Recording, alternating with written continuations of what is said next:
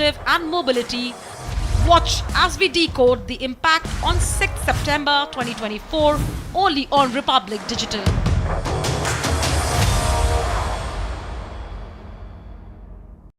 Republic Digital is all set to drive the spotlight with its first ever roundtable series. AI and tech, fintech, consumer goods and retail, automotive and mobility.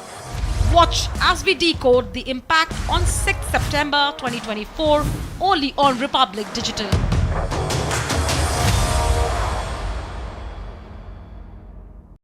Republic Digital is all set to drive the spotlight with its first ever roundtable series.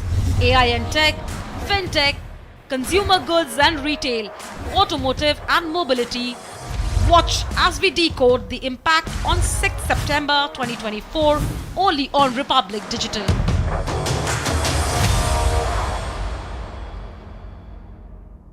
Republic Digital is all set to drive the spotlight with its first ever roundtable series. AI and tech, fintech, consumer goods and retail, automotive and mobility. Watch as we decode the impact on 6th September 2024 only on Republic Digital.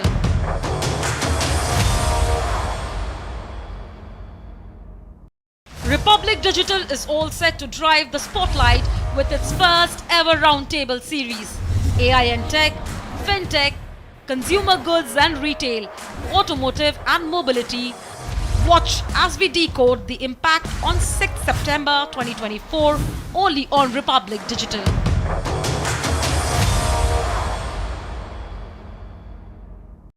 Republic Digital is all set to drive the spotlight with its first ever roundtable series. AI and tech, fintech, consumer goods and retail, automotive and mobility.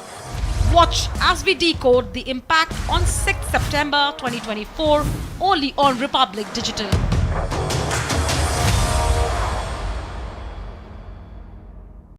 Republic Digital is all set to drive the spotlight with its first ever roundtable series.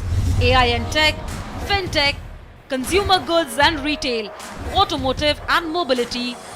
Watch as we decode the impact on 6th September 2024 only on Republic Digital.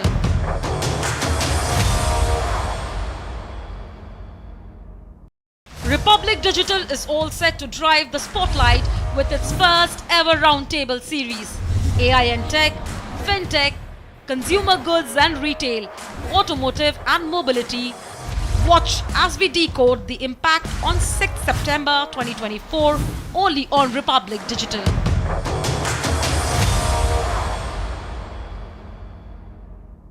Republic Digital is all set to drive the spotlight with its first ever roundtable series. AI and tech, fintech, consumer goods and retail, automotive and mobility. Watch as we decode the impact on 6th September 2024 only on Republic Digital.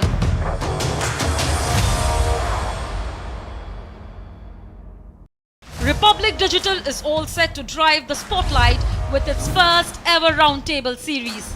AI and tech, fintech, consumer goods and retail, automotive and mobility. Watch as we decode the impact on 6th September 2024 only on Republic Digital.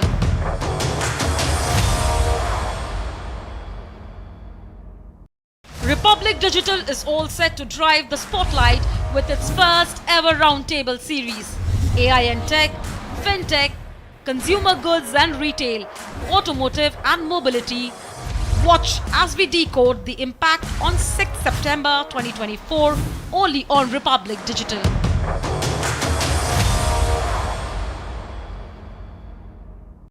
Republic Digital is all set to drive the spotlight with its first ever roundtable series. AI and tech, fintech, consumer goods and retail, automotive and mobility. Watch as we decode the impact on 6th September 2024 only on Republic Digital.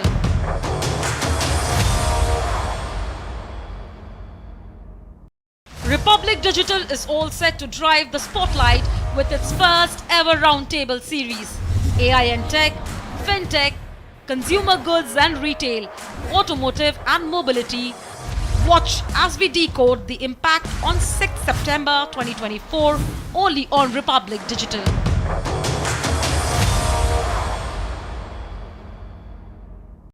Republic Digital is all set to drive the spotlight with its first ever roundtable series. AI and tech, fintech, consumer goods and retail, automotive and mobility. Watch as we decode the impact on 6th September 2024 only on Republic Digital.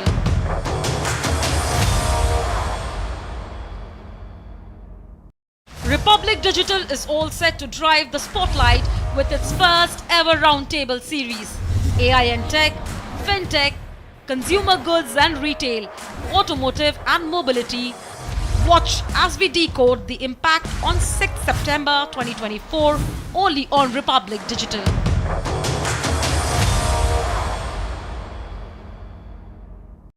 Republic Digital is all set to drive the spotlight with its first ever roundtable series. AI and tech, fintech, consumer goods and retail, automotive and mobility. Watch as we decode the impact on 6th September 2024 only on Republic Digital.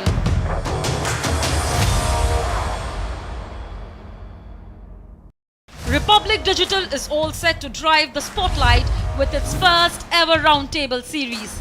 AI and tech, fintech, consumer goods and retail, automotive and mobility.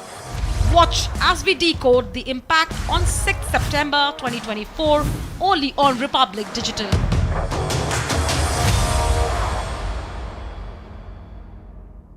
Republic Digital is all set to drive the spotlight with its first ever roundtable series. AI and tech, fintech, consumer goods and retail, automotive and mobility. Watch as we decode the impact on 6th September 2024 only on Republic Digital.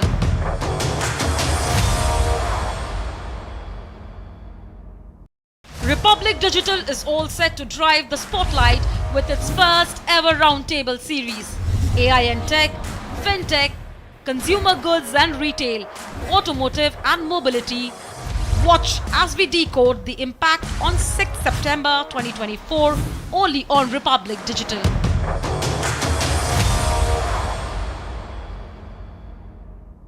Republic Digital is all set to drive the spotlight with its first ever roundtable series. AI and tech, fintech, consumer goods and retail, automotive and mobility. Watch as we decode the impact on 6th September 2024 only on Republic Digital.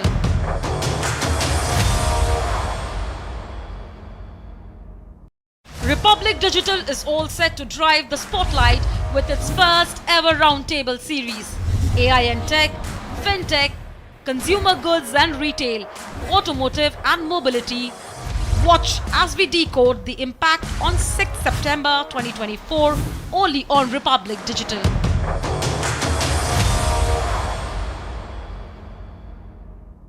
Republic Digital is all set to drive the spotlight with its first ever roundtable series.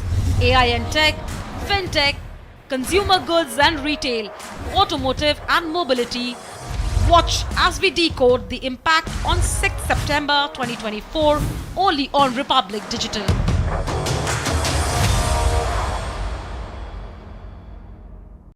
Republic Digital is all set to drive the spotlight with its first ever roundtable series. AI and tech, fintech, consumer goods and retail, automotive and mobility. Watch as we decode the impact on 6th September 2024 only on Republic Digital.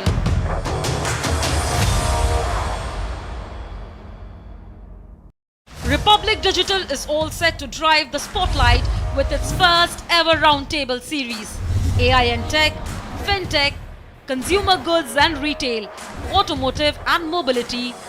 Watch as we decode the impact on 6th September 2024 only on Republic Digital.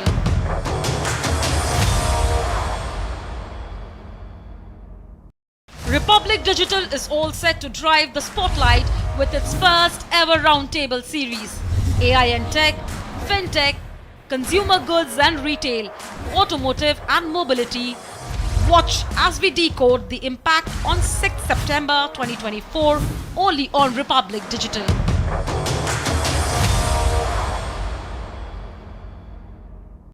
Republic Digital is all set to drive the spotlight with its first ever roundtable series. AI and tech, fintech, consumer goods and retail, automotive and mobility. Watch as we decode the impact on 6th September 2024 only on Republic Digital.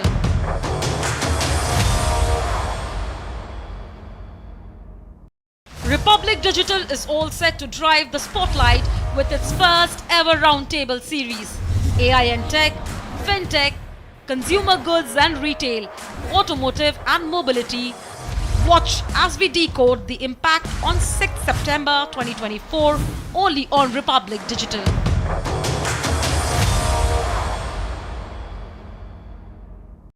Republic Digital is all set to drive the spotlight with its first ever roundtable series. AI and tech, fintech, consumer goods and retail, automotive and mobility.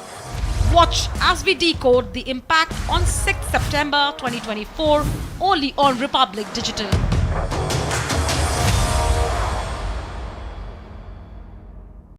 Republic Digital is all set to drive the spotlight with its first ever roundtable series.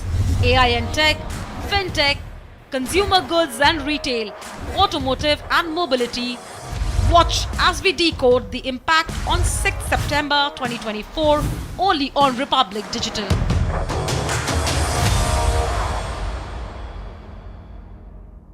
Republic Digital is all set to drive the spotlight with its first ever roundtable series. AI and tech, fintech, consumer goods and retail, automotive and mobility. Watch as we decode the impact on 6th September 2024 only on Republic Digital.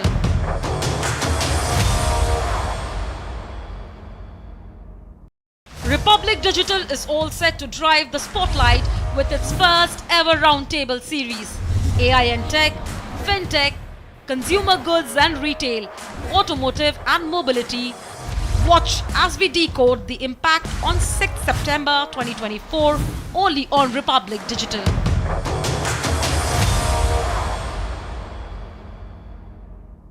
Republic Digital is all set to drive the spotlight with its first ever roundtable series. AI and tech, fintech, consumer goods and retail, automotive and mobility. Watch as we decode the impact on 6th September 2024 only on Republic Digital.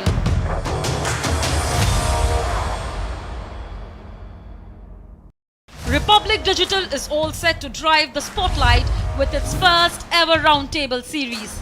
AI and tech, fintech, consumer goods and retail, automotive and mobility. Watch as we decode the impact on 6th September 2024 only on Republic Digital.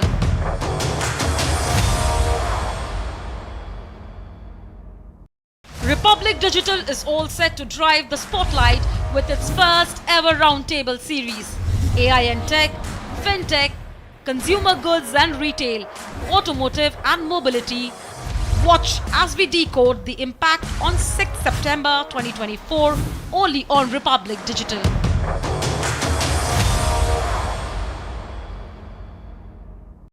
Republic Digital is all set to drive the spotlight with its first ever roundtable series. AI and tech, fintech, consumer goods and retail, automotive and mobility. Watch as we decode the impact on 6th September 2024 only on Republic Digital.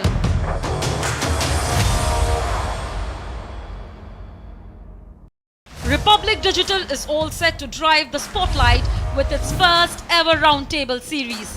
AI and tech, fintech, consumer goods and retail, automotive and mobility. Watch as we decode the impact on 6th September 2024 only on Republic Digital.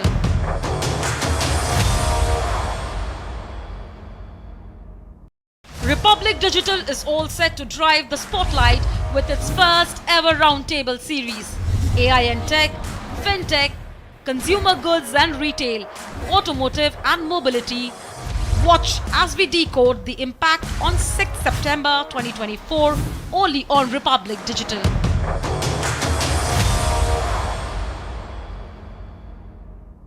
Republic Digital is all set to drive the spotlight with its first ever roundtable series. AI and tech, fintech, consumer goods and retail, automotive and mobility. Watch as we decode the impact on 6th September 2024 only on Republic Digital.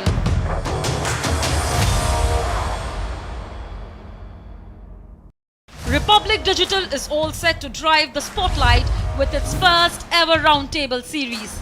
AI and tech, fintech, consumer goods and retail, automotive and mobility. Watch as we decode the impact on 6th September 2024 only on Republic Digital.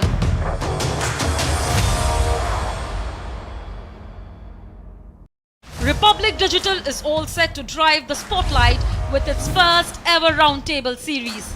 AI and tech, fintech, consumer goods and retail, automotive and mobility. Watch as we decode the impact on 6th September 2024 only on Republic Digital.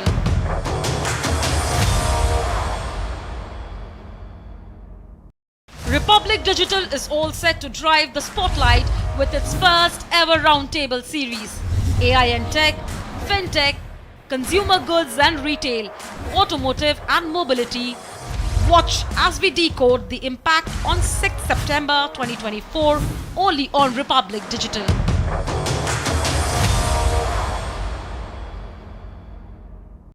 Republic Digital is all set to drive the spotlight with its first ever roundtable series. AI and tech, fintech, consumer goods and retail, automotive and mobility. Watch as we decode the impact on 6th September 2024 only on Republic Digital.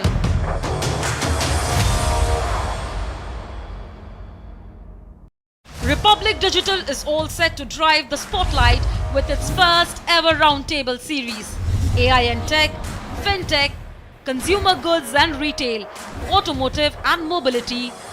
Watch as we decode the impact on 6th September 2024 only on Republic Digital.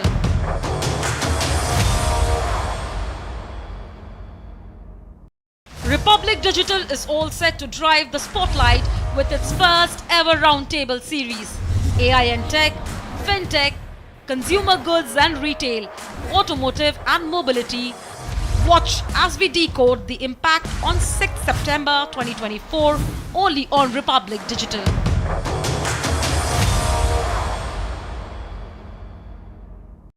Republic Digital is all set to drive the spotlight with its first ever roundtable series. AI and tech, fintech, consumer goods and retail, automotive and mobility. Watch as we decode the impact on 6th September 2024 only on Republic Digital.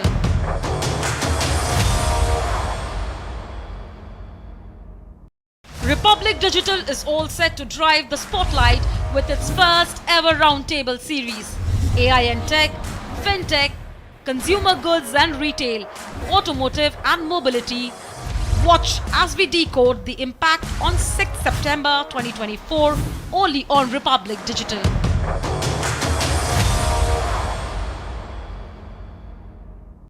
Republic Digital is all set to drive the spotlight with its first ever roundtable series.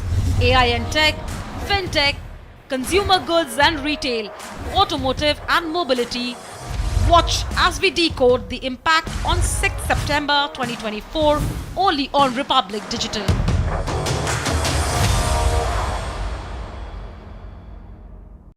Republic Digital is all set to drive the spotlight with its first ever roundtable series.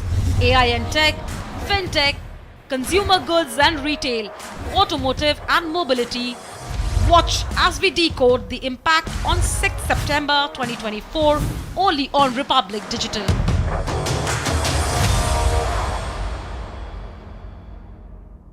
Republic Digital is all set to drive the spotlight with its first ever roundtable series. AI and tech, fintech, consumer goods and retail, automotive and mobility. Watch as we decode the impact on 6th September 2024 only on Republic Digital.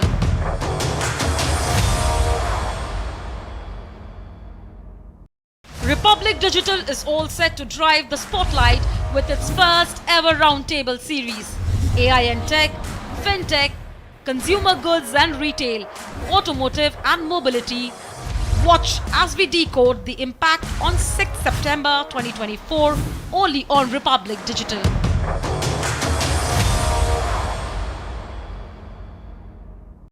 Republic Digital is all set to drive the spotlight with its first ever roundtable series.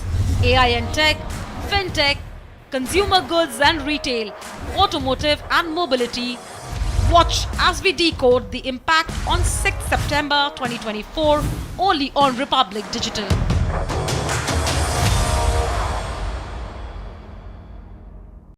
Republic Digital is all set to drive the spotlight with its first ever roundtable series. AI and tech, fintech, consumer goods and retail, automotive and mobility. Watch as we decode the impact on 6th September 2024 only on Republic Digital.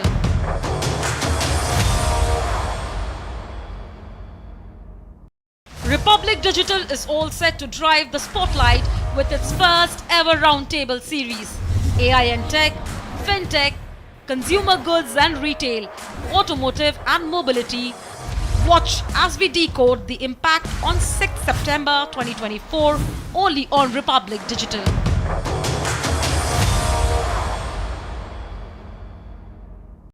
Republic Digital is all set to drive the spotlight with its first ever roundtable series. AI and tech, fintech, consumer goods and retail, automotive and mobility. Watch as we decode the impact on 6th September 2024 only on Republic Digital.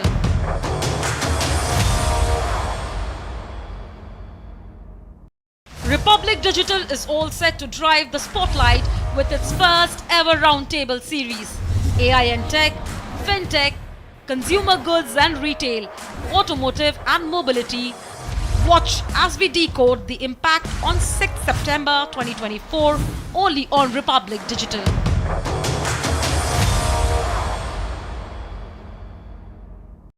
Republic Digital is all set to drive the spotlight with its first ever roundtable series. AI and tech, fintech, consumer goods and retail, automotive and mobility. Watch as we decode the impact on 6th September 2024 only on Republic Digital.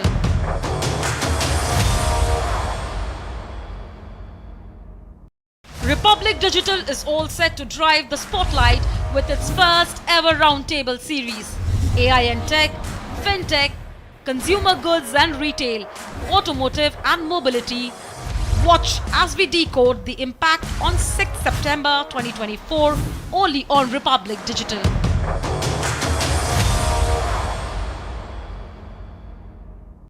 Republic Digital is all set to drive the spotlight with its first ever roundtable series.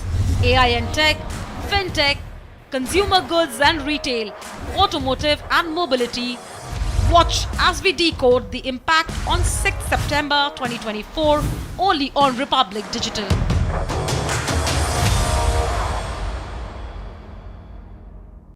Republic Digital is all set to drive the spotlight with its first ever roundtable series. AI and tech, fintech, consumer goods and retail, automotive and mobility. Watch as we decode the impact on 6th September 2024 only on Republic Digital.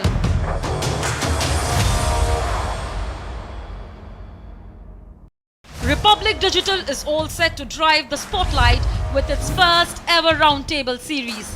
AI and tech, fintech, consumer goods and retail, automotive and mobility.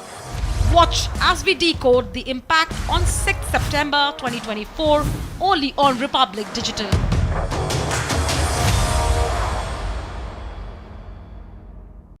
Republic Digital is all set to drive the spotlight with its first ever roundtable series. AI and tech, fintech, consumer goods and retail, automotive and mobility. Watch as we decode the impact on 6th September 2024 only on Republic Digital.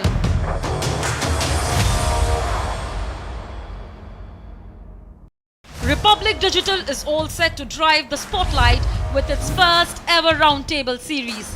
AI and tech, fintech, consumer goods and retail, automotive and mobility. Watch as we decode the impact on 6th September 2024 only on Republic Digital.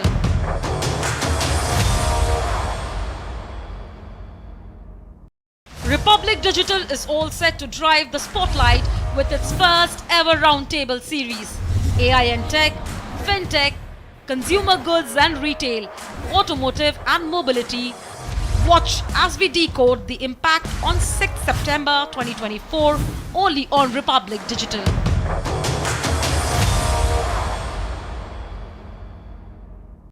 Republic Digital is all set to drive the spotlight with its first ever roundtable series. AI and tech, fintech, consumer goods and retail, automotive and mobility. Watch as we decode the impact on 6th September 2024 only on Republic Digital.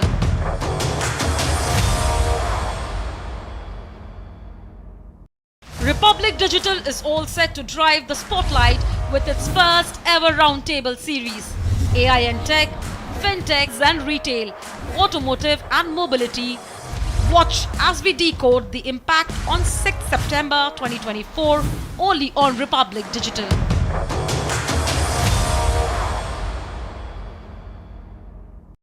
Republic Digital is all set to drive the spotlight with its first ever roundtable series. AI and tech, fintech, consumer goods and retail, automotive and mobility. Watch as we decode the impact on 6th September 2024 only on Republic Digital.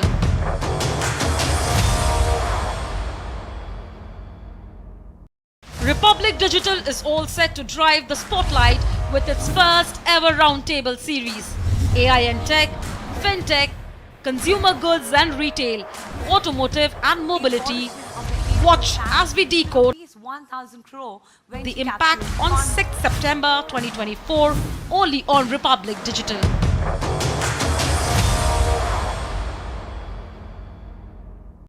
Republic Digital is all set to drive the spotlight with its first ever roundtable series. AI and tech, fintech, consumer goods and retail, automotive and mobility. Watch as we decode the impact on 6th September 2024 only on Republic Digital.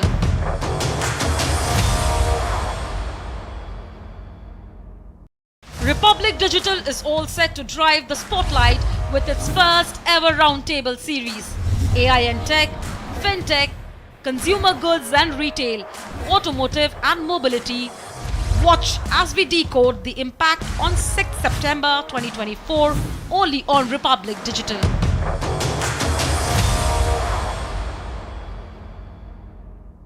Republic Digital is all set to drive the spotlight with its first ever roundtable series. AI and tech, fintech, consumer goods and retail, automotive and mobility. Watch as we decode the impact on 6th September 2024 only on Republic Digital.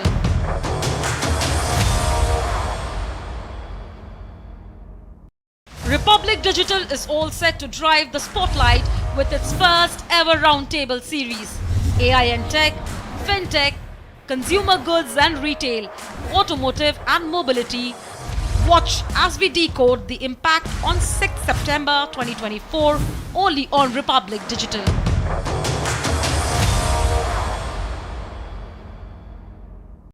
Republic Digital is all set to drive the spotlight with its first ever roundtable series. AI and tech, fintech, consumer goods and retail, automotive and mobility. Watch as we decode the impact on 6th September.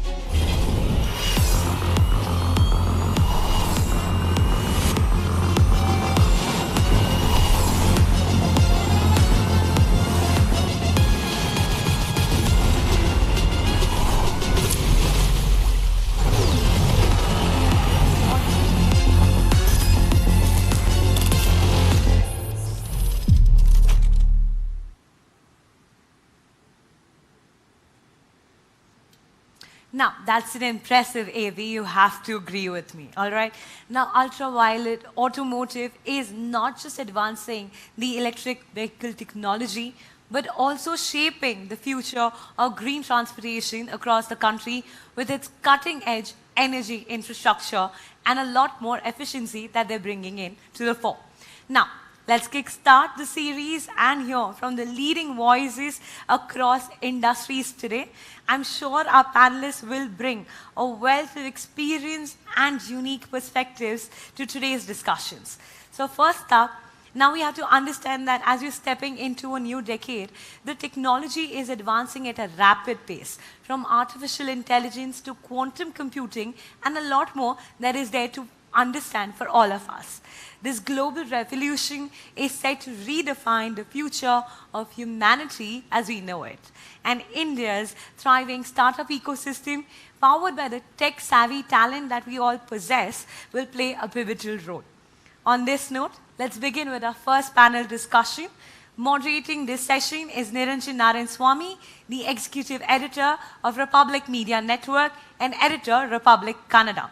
Joining him are the panelists, Ajit Padmanabh, Founder and CEO, Who We Are, Shubhabrat Debnath, Co-Founder and CTO, Neural Garage, Ankush Sabharwal, Founder and CEO, Kurover.ai, T.A. Suhas Tejaskanda, Founder and CEO, FWDA, Kamaljeet Singh, AVP Product Management, GeoCloud.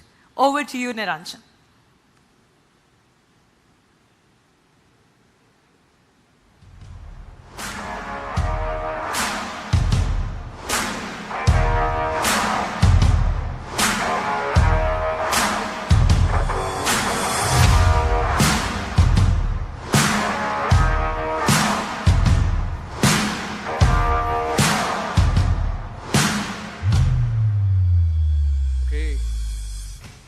Priyanka.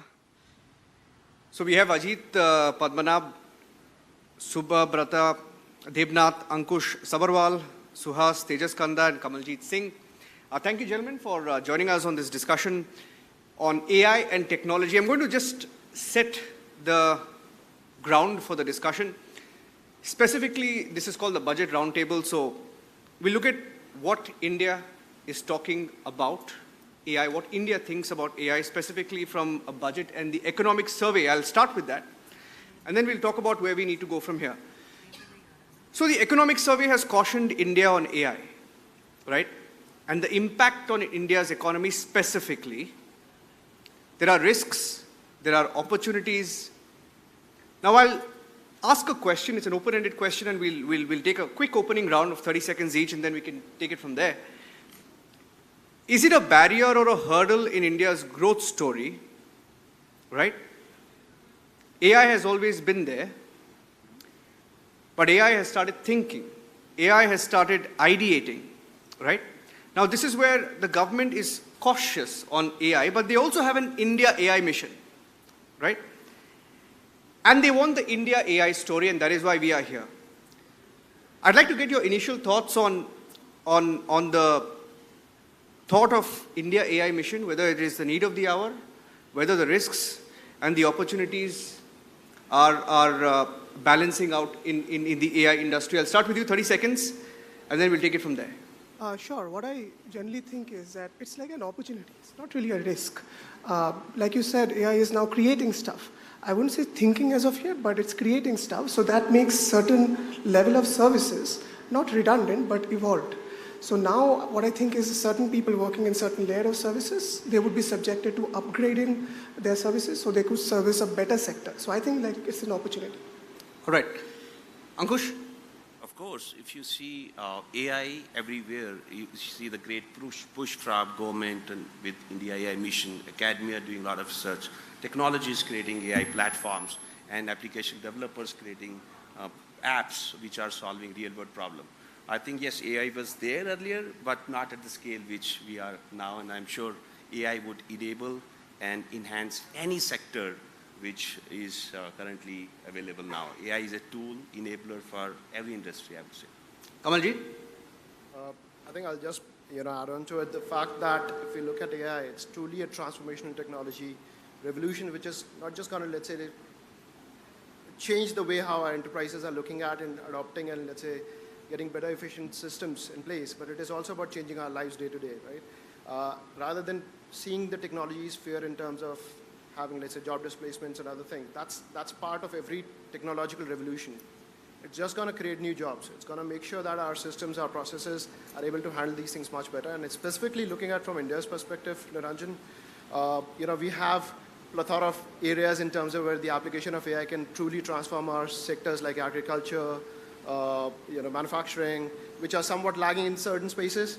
And that's a big area of application which can truly transform our day-to-day lives. That's what my thought is. Ajit? AI is extremely powerful. I think it's one of those technologies that's going to change multiple generations.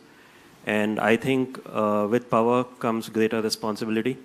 I believe that India can be at the forefront of bringing in that responsibility into AI, making it more ethical, making it more fair.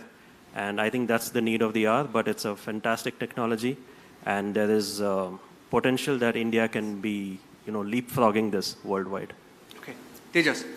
Yeah, AI is definitely need of the hour, right? From Jawan to Kisan to all the industries. Definitely AI is needed today, especially in the sector of defense. You cannot have manned systems. It's more of unmanned systems that we are already seeing in place with ongoing wars. So yes, this is the need of the hour. And as he told, AI was always there, but we are tasting it late. Okay. All of you are from very diverse fields working with AI, right? So I'm going to try and keep this discussion freewheeling, and feel free to come in. And I'll start with Kamaljit. You can take the first one. The India AI mission, right? There is a amount of money that is set aside for development of artificial intelligence, right? Is that money enough? Does India, looking at the spurt of AI, need much more to be done? All right. So to be honest, in terms of the good part is the government is serious about AI, right? I think looking at today's world, no government can think that you can have growth coming without AI, right? So obviously with the coming of India AI mission, it basically shows the trust and the confidence Indian government is putting into the technology adoption. AI truly has, like I said, the power to democratize technology for every Indian citizen, right? That's first. The moment, let's say, if you look at how the telecom revolution happened, more or less it changed the way how we basically interact with businesses, right? The way we interact with education. In COVID itself, we were able to do many things sitting at home itself, right? So that's what's going to happen. Now, if you look at the pillars of Indian AI mission, it is looking from the perspective that the government is focused on addressing not just, let's say, the opportunities, which they want to really ride high on, but also to address the risks of AI. Right? So there are pillars which are looking at addressing the data sets which are needed for AI to make sure that these are more governed, right? Yes. These are high quality data sets.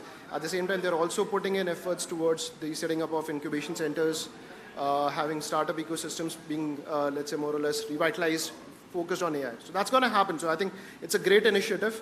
The budgets in time would obviously be increasing, but the thing is we have a start here. That's what my thought would be. You're happy with the start that we've had? Definitely. I don't think so any other governments globally, I'm not sure, in terms of have put in AI as a part of their mission in terms of, how do you want to set the policies for that. Yeah. Right? So that's a big difference. It's a part of our policy framework now, which, let's say, the MIT is looking into.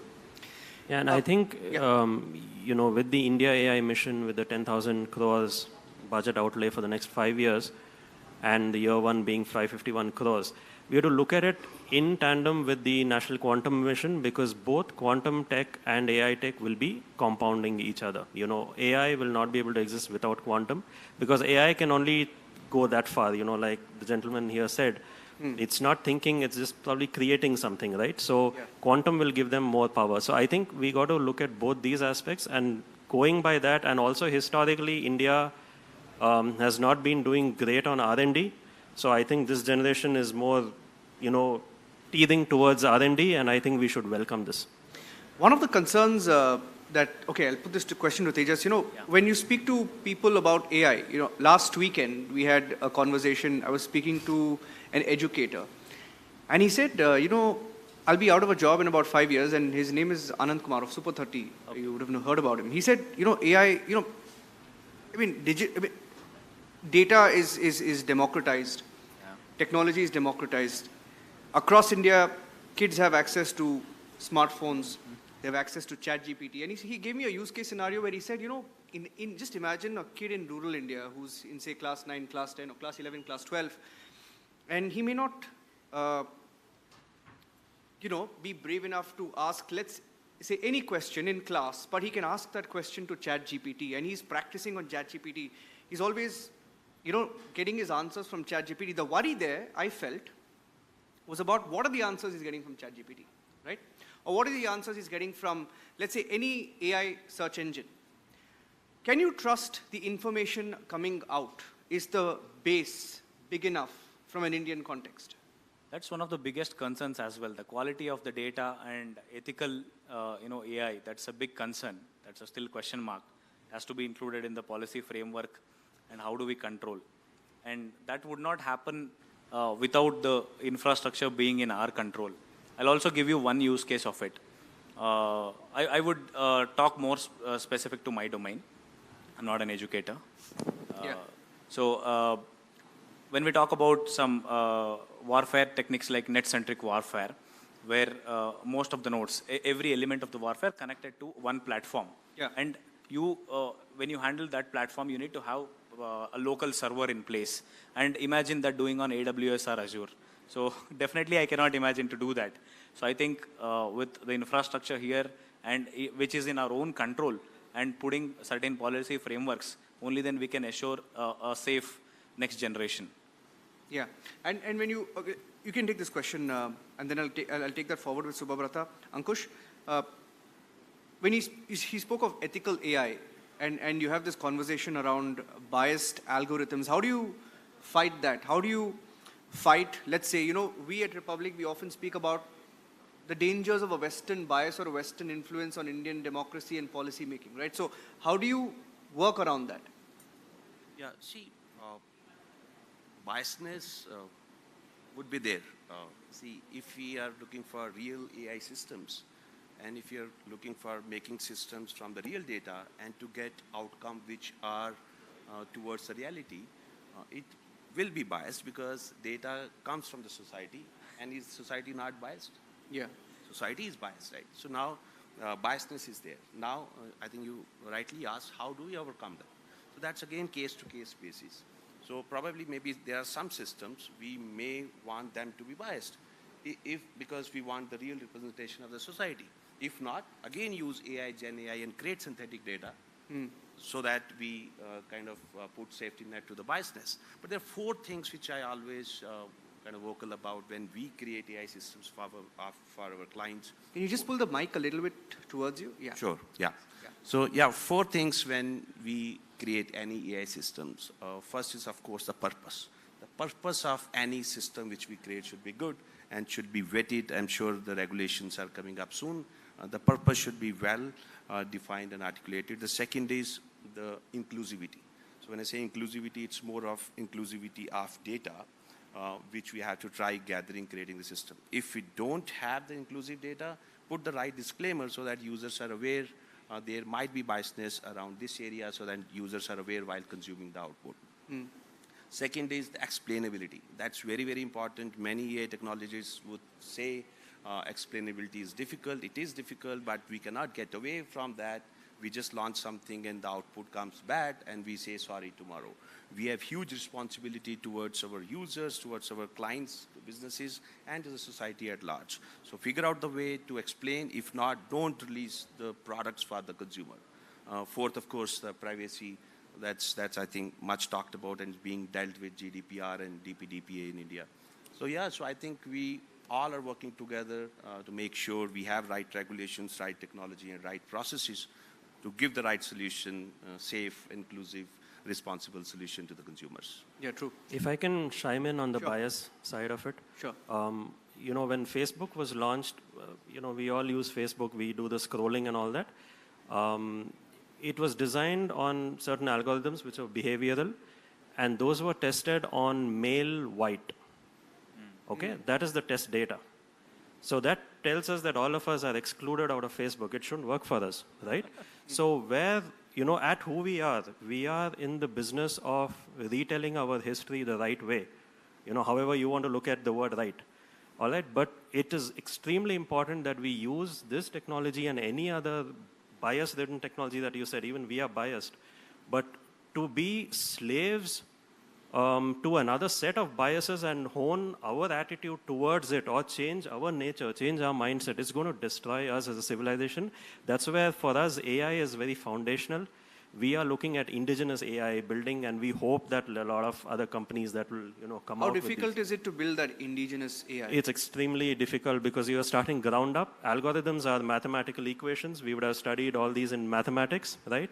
Now, I have to remove all those equations away and start from our scriptures, start from, let's say, Kautilya's Arthashastra, see what that quatrain talks about. Can we convert that into a behavioral model? Can we make that an algorithm and impinge that into the behavioral strata of the entire application that we are building? That's why we are building the metaverse on our own, absolutely indigenous metaverse. It's a long call, it's a long shot, and like KJ was saying, there's a lot of investment required for this. And that's where we think that India AI mission and their collaboration with startups and all of these, I think we will play a vital role there. It's needed. It's needed. Do you have a view on that, Subabrata? And I'll add one more question. You run an AI startup, right? What are the challenges that you face at an AI startup? What are the opportunities in your specific field? I mean, you're the co-founder and CTO of Neural Garage. I found it very interesting, your model of AI that you use in your products. So one, what are the challenges? Two, what are the opportunities? And how is the government helping you in this ecosystem? I think one part I would definitely agree. So even we are building foundation models. I've always built foundation models because you have more control over what you're building, and there is an inherent risk if you're using someone else's model because you're only changing the application layer. And AI is essentially a probabilistic thing. No matter how much we try, there will always be a bias variance trade-off. As a company, you can safeguard yourself saying, I followed these rules. But the biggest problem, not the problem, but the biggest challenge is there also exists open source. And you can't, stifle that because that will, stop innovation. So this is something very difficult to tackle. But if the government invests sufficiently in building technology in India itself, that would encourage more individuals to build the entire thing out of India instead of being diverted towards doing other stuff and being dependent on other people. Yeah. So, go ahead. Just wanted to add to it. I think, one of the aspects of AI when we look at, and that too, let's say general AI, which is something what we're looking at also being used to power generative AI, yes. right? The biggest ingredient is data, right? So thing which is powering the artificial intelligence itself has become a problem area now. Because, yes. Right? At the first stage, you need large amount of data to train that, right? Correct. And where do you source that data from, right? The biggest source is what is publicly available, which is, let's say, open source, internet, whatsoever, right? And obviously, that data being populated by any random person who's having some views, you're putting blogs, you're putting comments, so it'll definitely have that bias. It's very similar if I have to draw an analogy, right? How does an individual get his intelligence, right? How do we get our biases? It's based on the information that is fed to us, right? Right from, let's say, the way we are taught in schools, the information that we are consuming in books, the information that we're consuming from, let's say, social media, right? That helps us develop a certain bias in our own heads, right? How do we control that in that perspective? I'm just drawing a very simple analogy. Yeah. How do you control that? You go and consult someone, right? You ask your parents, you ask someone who's actually a mentor in that field or an expert in that field to know, is that bias correct, right? What I'm forming. Same kind of guardrails are needed when we have to implement AI very specifically. And I think India AI Mission also wants to look at that aspect. That's the reason it has talked about certain pillars within that space. One is the data sets. So you need to have controlled data sets to be made available for specific applications, right? General models, I understand, you can do that. But something what, let's say, Ajit mentioned, he's trying to build something for Indian history, I don't want to use the specific terms, but let's say, he's basically bringing all the history onto a platform where people can leverage. But it shouldn't have a certain religious bias which people can find it controversial. But that's not the intent. The intent is to preserve a culture, right? So those are the kind of guardrails you need to make sure that you make sure that your data sets are controlled. You have people from diverse fields who are let's say, providing the oversight for it. That's a big thing. That's a very big thing important, right? Third thing, the data that you're using, right? Yeah. Do you have tools to make sure that the data is of high quality?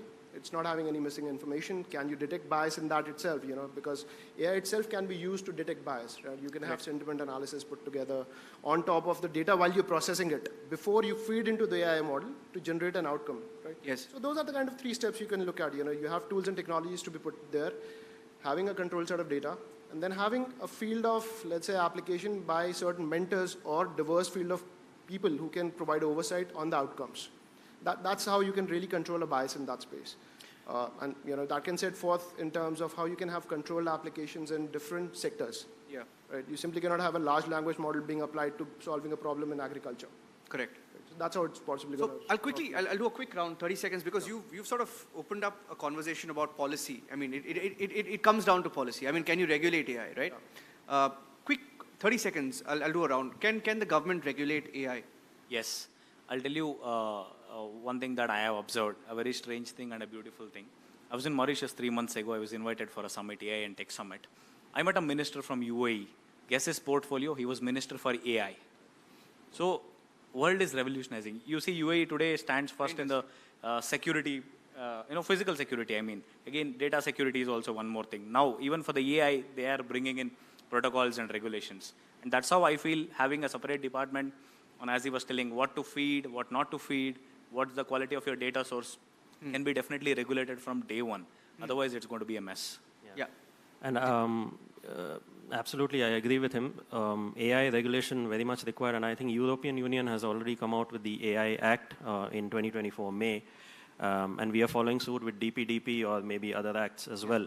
I think the core of the matter in terms of AI and algorithm is, I'll give you a trivia, right? So the NATO Center of Excellence for Strategic Comms, they created a report based on their research on how certain AI-driven mass movements were created. And they fed the images, the Gen AI images, right, back into the AI model detectors. They were encharged with the fact that detect it as AI or detect it as human-created image, right? So the AI model was able to detect only 15% of Gen AI images as Gen AI. So you see the frivolous algorithmic languages that we have, which cannot detect their own creation. You can detect your fellow humans, right? So that's what we are dealing with here. Regulation is definitely required. How do we eliminate these things? There is something called white box algorithm concept. Black box is where you don't know what the algorithm does. That's when Facebook and Insta, they're all stuck in their, Congress litigations. But in terms of white box, it'll give us an open chair on what is happening inside and whether this is good, bad, or ugly. I think that's where we have to head through regulation. I'm going to take that to him because you've set the framework for this. Ankush, you work with, platforms that typically are used by the Indian middle class, I would say, right? How important, in your view, is it to regulate AI? Because when you speak of AI in UPI, AI in ticketing systems, right? Yeah. How do you regulate it? You see, when we buy a physical product in India, don't we look for ISI mark? Correct. Right? So why not for software products? So yes, so software products are not tangible, we cannot see. And that's why then there are ISO standards and how this product is going to be built. The processes should be well defined and repeatable. So ISO 9001. So for AI, of course, it's being used by consumers, and consumers probably might not be much aware to test whether to use this system or not. And so technologies should build the technology, should build the product, should solve the solution, and they should not spend too much time in creating the right policies. Then who should we depend on to create the policy? Someone should come forward and create the policy. Yes. Why not government? So I think if government comes up with a regulation, it would aid and it will help technologies like us, so that we just focus on building applications and not worried about this is the right thing or not. Someone is coming up with the right processes to adopt. Yeah. So of course, I think I'm for regulation and they should come up soon. Yeah. Sure, brother. Yeah, I would agree. But my principal thought process here is that the regulation should not be reactive. Should be preventive. Because I've seen earlier AI regulations from a reactive standpoint, and they have been a mess. I remember this particular story in US. there was this phone vendor who used to improve their images detection when you click selfies. And a law was passed that you cannot, train on images without taking permission from people. So people had clicked selfies and filed cases on the phone vendor. So these wide swings, you can't predict these. It's ideal if you have a committee who discusses this with, let's say, a body like NASSCOM, and then go forward with a very planned and structured way. Yeah, true. I'm going to try and move to another point now, given that we have very limited time. Kamaljit, you can start. You can take this one, and then we'll go around the table. One of the takeaways from the economic survey was also of the fear of AI eating into service sector and jobs, right? Even the government in its economic survey has mentioned, there was a fraction, less than 1% shift that they expected, right? Yeah. I don't know whether you call it displacement or a correction, but they feel that was likely to happen in the near future. One, how can AI be used to improve efficiency and productivity of Indian industries? And what are the specific use case and benefits? And do you believe in this view that AI can take away jobs or is taking away jobs?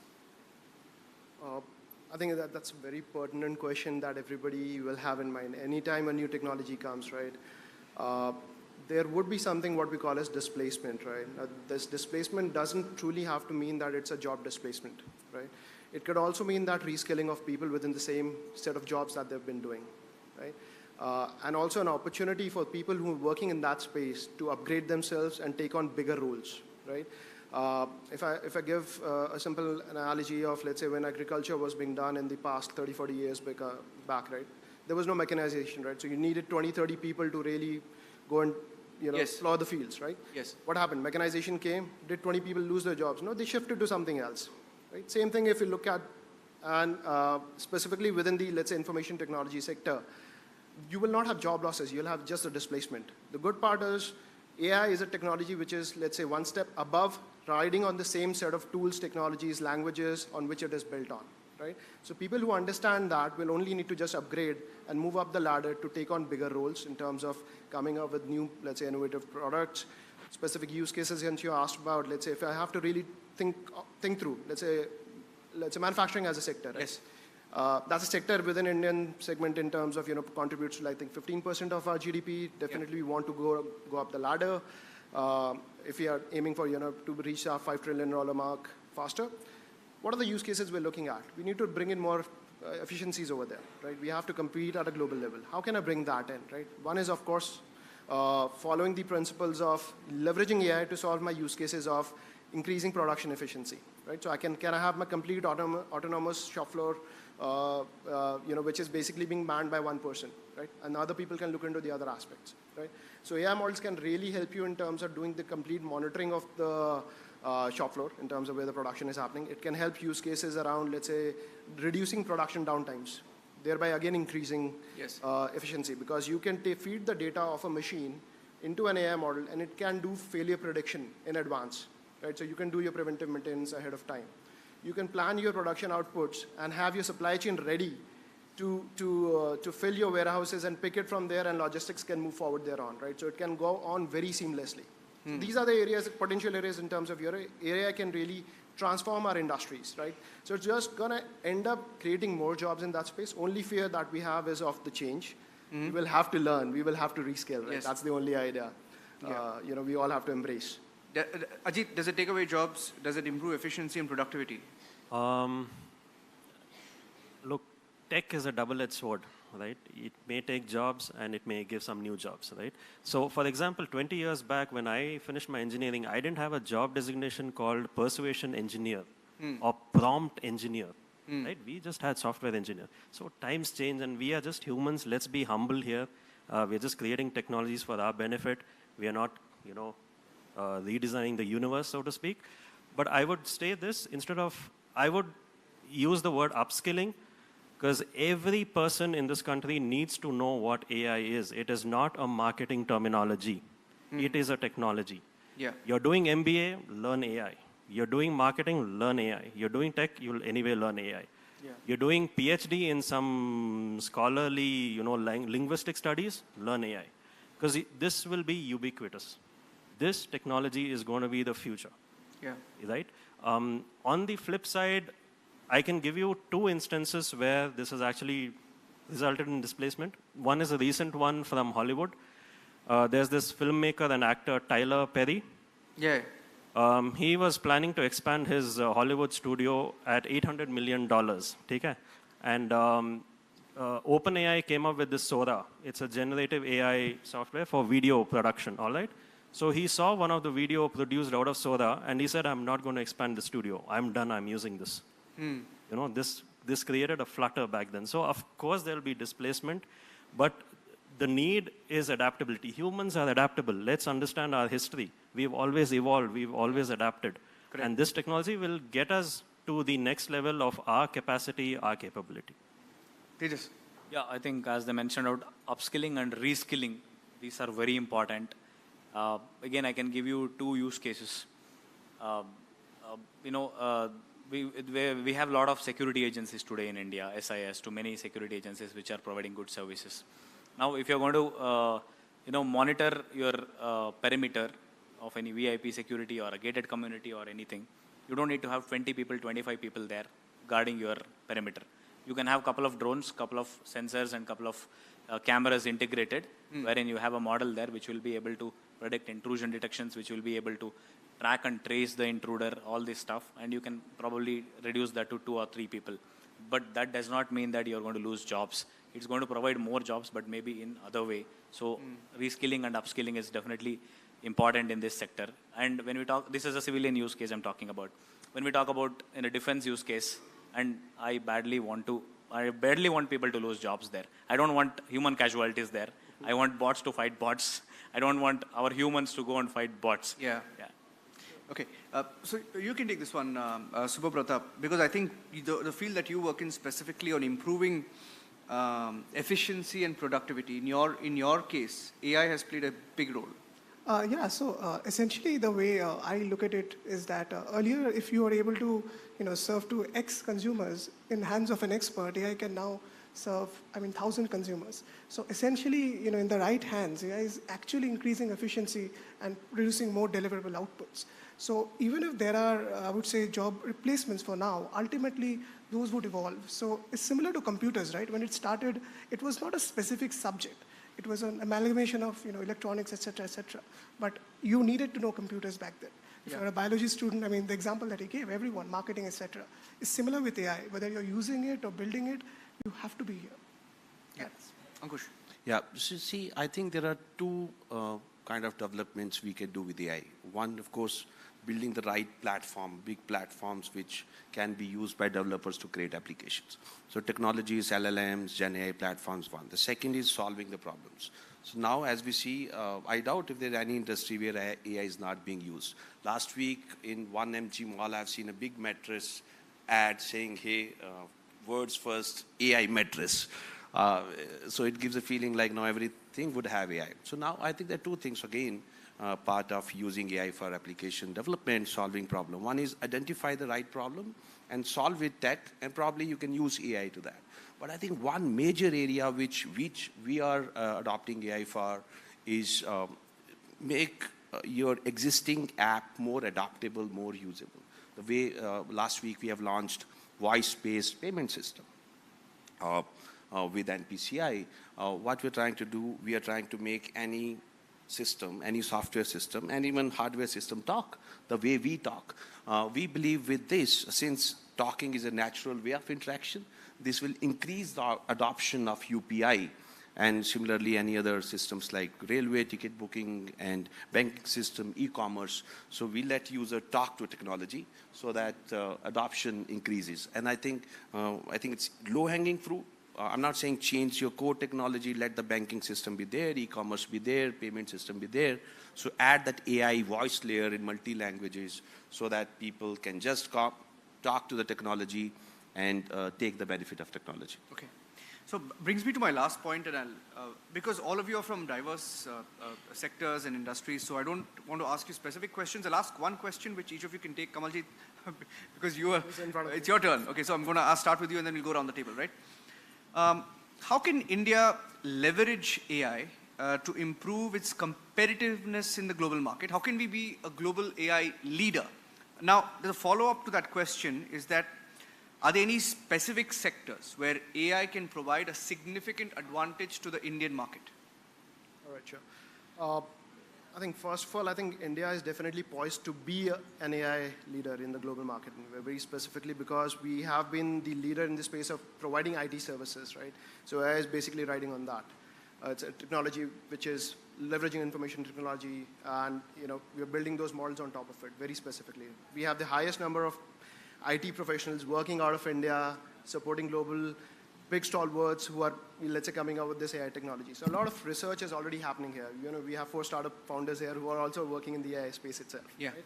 So that's the potential we have in terms of having the highest level of, let's say, most literate engineers in the IT who can very quickly learn, upskill and rescale onto the AI side and be able to come up with use cases which can solve real world problems, right? Of course, we're looking at I won't simply say that solving a better recommendation or a retail app is something that AI cannot do. It definitely can do it. It is actually doing it right now also.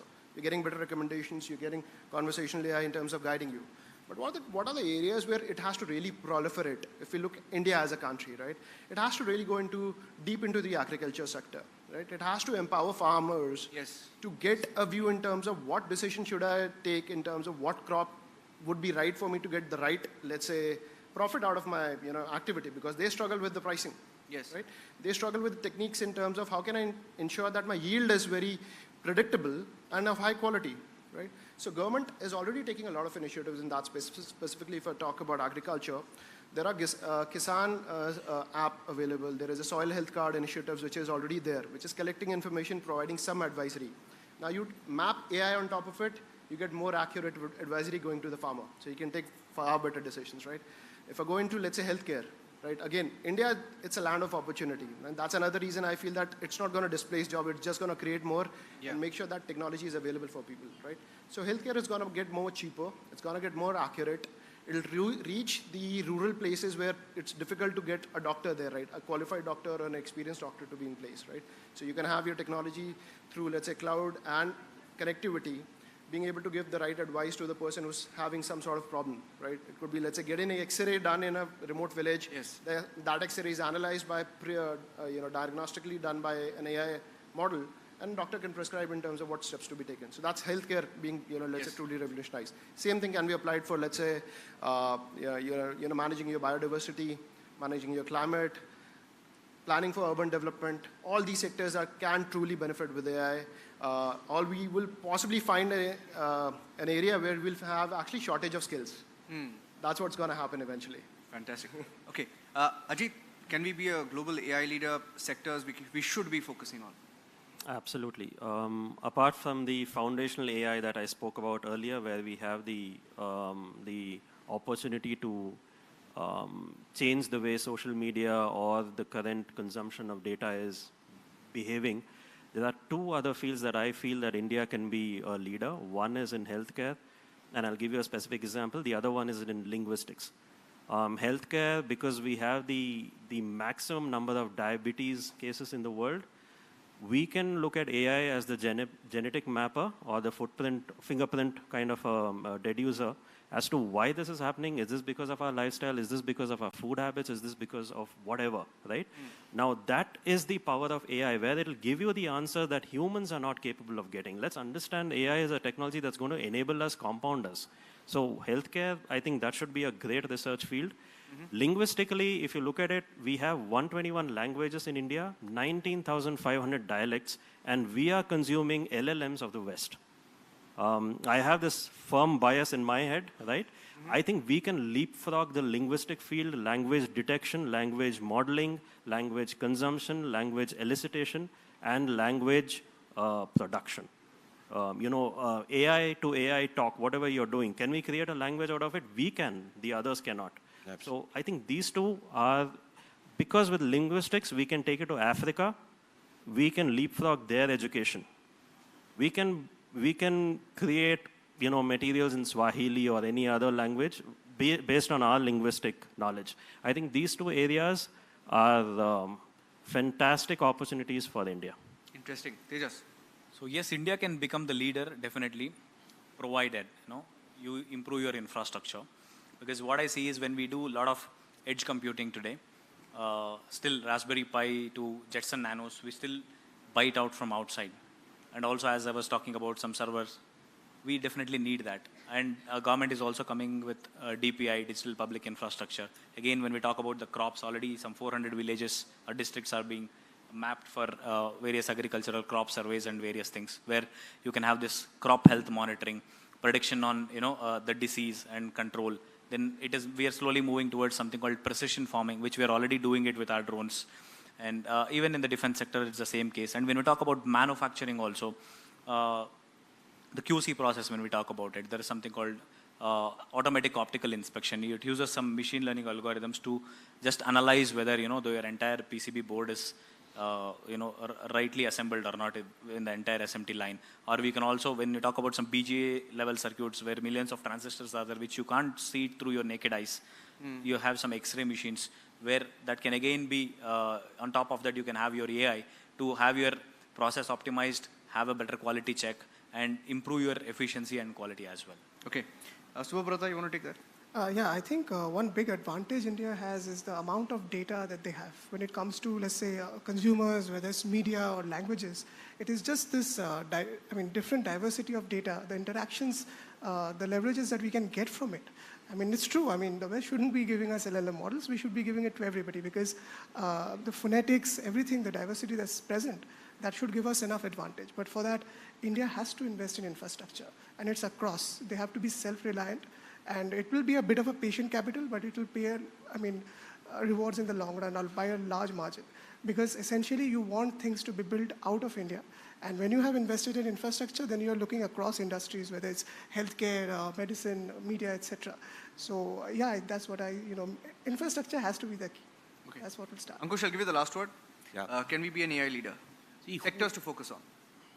Yeah, so see, first of all, who can be better country than India to create AI platforms? As we know, AI needs data, and with the virtue of the highest population we have, we produce data by just living life. Yes. As organizations, as individuals. So for platform, yes, we should be number one. And even for AI applications, again, with the virtue of population, we have large problems to solve. And we can, of course, solve with data and AI. And yes, with core over and powered by Bharat GPT indigenous LLM, we create co-pilots for organizations in just 2 minutes. Add your data, link your website in any language, you ask anything, we give responses with citation. Sovereign AI, we are not doing any calls to the US. It's sovereign, it can be deployed even on-premise. Yes, now for well. I recently read in the news. So I think, yes, technologies are coming together, with, of course, with the support from government to provide indigenous apps to solve the real-world problem. To add on to that, India is a land where mathematics was born, and we all have geniuses here. Zero was, we found that, correct? And I think AI is all maths. Yes, I think AI Literacy Day should be announced soon, and that should be from India. Maybe 5th September, yesterday, should also be called as AI Literacy Day. Of course, 01, which is Foundation for Digital, and of course for AI. True. So we should celebrate this as AI Literacy Day. Yeah. Very interesting conversation. Thank you, Ankush. Subabrata, thank you, Kamaljeet. Thank you, Ajit. Thank you, Tejas. Thank you. So that brings us to the end of the AI and technology panel. Thank you, gentlemen, for joining us. Thank you so much. Thank you. Thanks, Niranjan.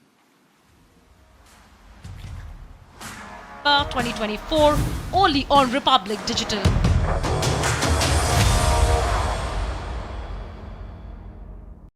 Republic Digital is all set to drive the spotlight with its first ever roundtable series. AI and tech, fintech, consumer goods and retail, automotive and mobility. Watch as we decode the impact on 6th September 2024, only on Republic Digital.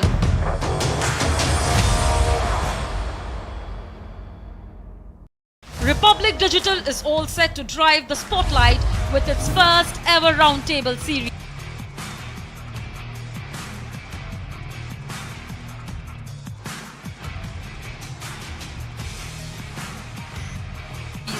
AI and tech, fintech, consumer goods and retail, automotive and mobility. Watch as we decode the impact on 6th September 2024 only on Republic Digital.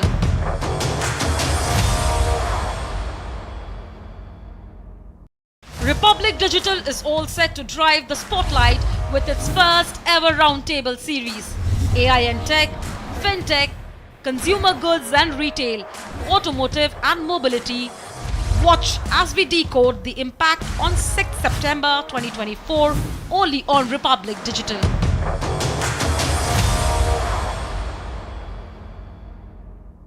Republic Digital is all set to drive the spotlight with its first ever roundtable series.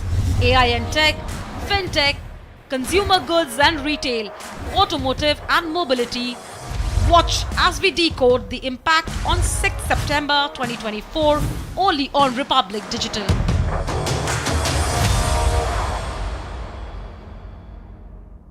Republic Digital is all set to drive the spotlight with its first ever roundtable series.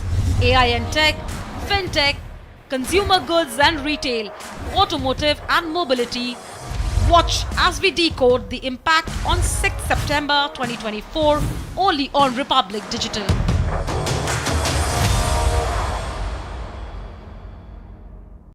Republic Digital is all set to drive the spotlight with its first ever roundtable series.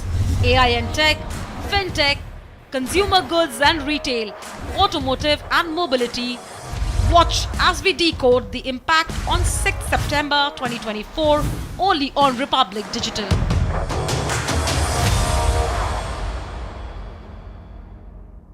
Republic Digital is all set to drive the spotlight with its first ever roundtable series.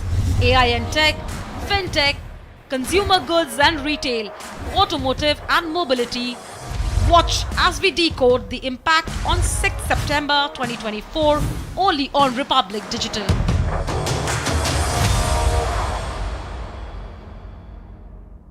Republic Digital is all set to drive the spotlight with its first ever roundtable series. AI and tech, fintech, consumer goods and retail, automotive and mobility. Watch as we decode the impact on 6th September 2024 only on Republic Digital.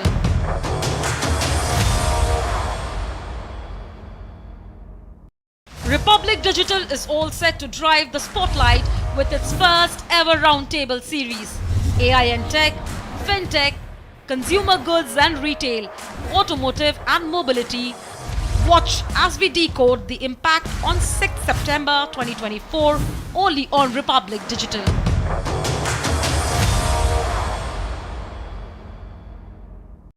Republic Digital is all set to drive the spotlight with its first ever roundtable series. AI and tech, fintech, consumer goods and retail, automotive and mobility. Watch as we decode the impact on 6th September 2024 only on Republic Digital.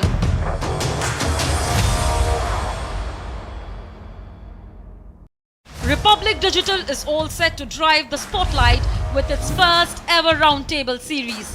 AI and tech, fintech, consumer goods and retail, automotive and mobility.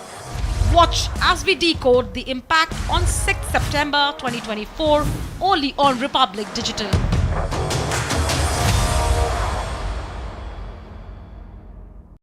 Republic Digital is all set to drive the spotlight with its first ever roundtable series. AI and tech, fintech, consumer goods and retail, automotive and mobility. Watch as we decode the impact on 6th September 2024 only on Republic Digital.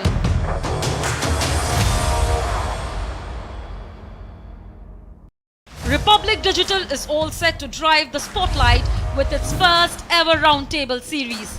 AI and tech, fintech, consumer goods and retail, automotive and mobility.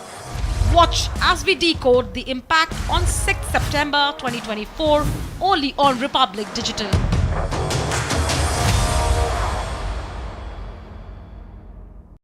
Republic Digital is all set to drive the spotlight with its first ever roundtable series. AI and tech, fintech, consumer goods and retail, Automotive and Mobility.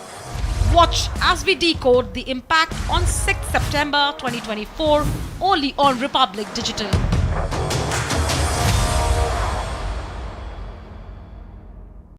Republic Digital is all set to drive the spotlight with its first ever roundtable series. AI and Tech, Fintech, Consumer Goods and Retail, Automotive and Mobility. Watch as we decode the impact on 6th September 2024 only on Republic Digital.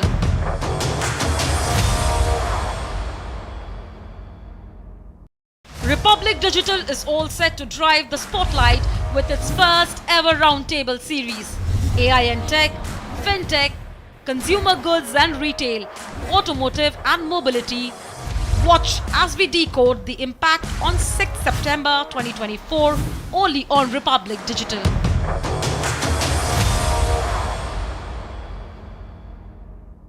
Republic Digital is all set to drive the spotlight with its first ever roundtable series.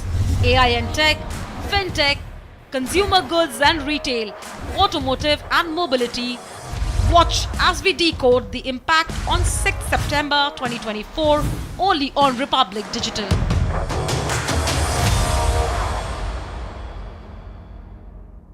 Republic Digital is all set to drive the spotlight with its first ever roundtable series. AI and Tech, Fintech, Consumer Goods and Retail, Automotive and Mobility. Watch as we decode the impact on 6th September 2024 only on Republic Digital.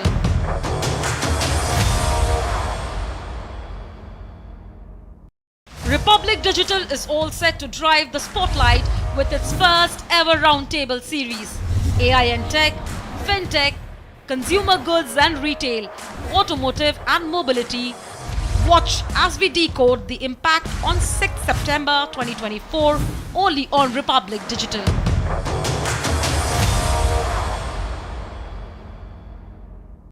Republic Digital is all set to drive the spotlight with its first ever roundtable series. AI and Tech, Fintech, Consumer Goods and Retail, Automotive and Mobility. Watch as we decode the impact on 6th September 2024 only on Republic Digital.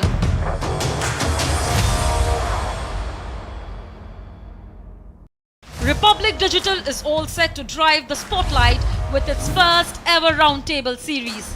AI and Tech, Fintech, Consumer Goods and Retail, Automotive and Mobility. Watch as we decode the impact on 6th September 2024 only on Republic Digital.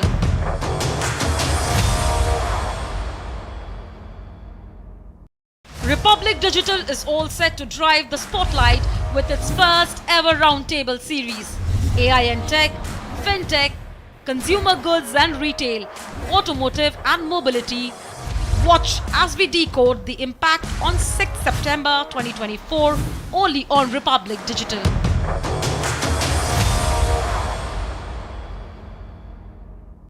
Republic Digital is all set to drive the spotlight with its first ever roundtable series. AI and Tech, Fintech, Consumer Goods and Retail, Automotive and Mobility. Watch as we decode the impact on 6th September 2024 only on Republic Digital.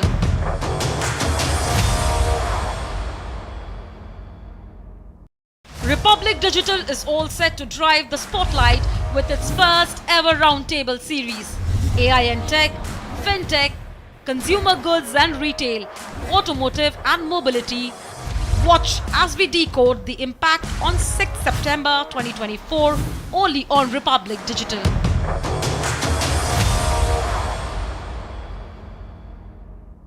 Republic Digital is all set to drive the spotlight with its first ever roundtable series. AI and Tech, Fintech, Consumer Goods and Retail, Automotive and Mobility. Watch as we decode the impact on 6th September 2024 only on Republic Digital.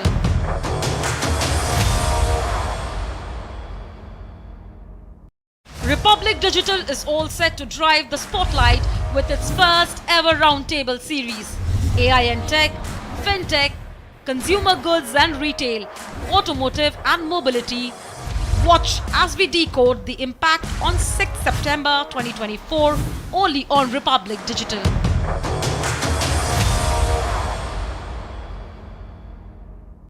Republic Digital is all set to drive the spotlight with its first ever roundtable series. AI and tech, fintech, consumer goods and retail, automotive and mobility. Watch as we decode the impact on 6th September 2024 only on Republic Digital.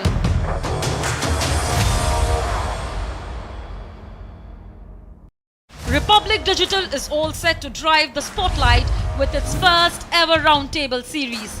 AI and tech, fintech, consumer goods and retail, automotive and mobility. Watch as we decode the impact on 6th September 2024 only on Republic Digital.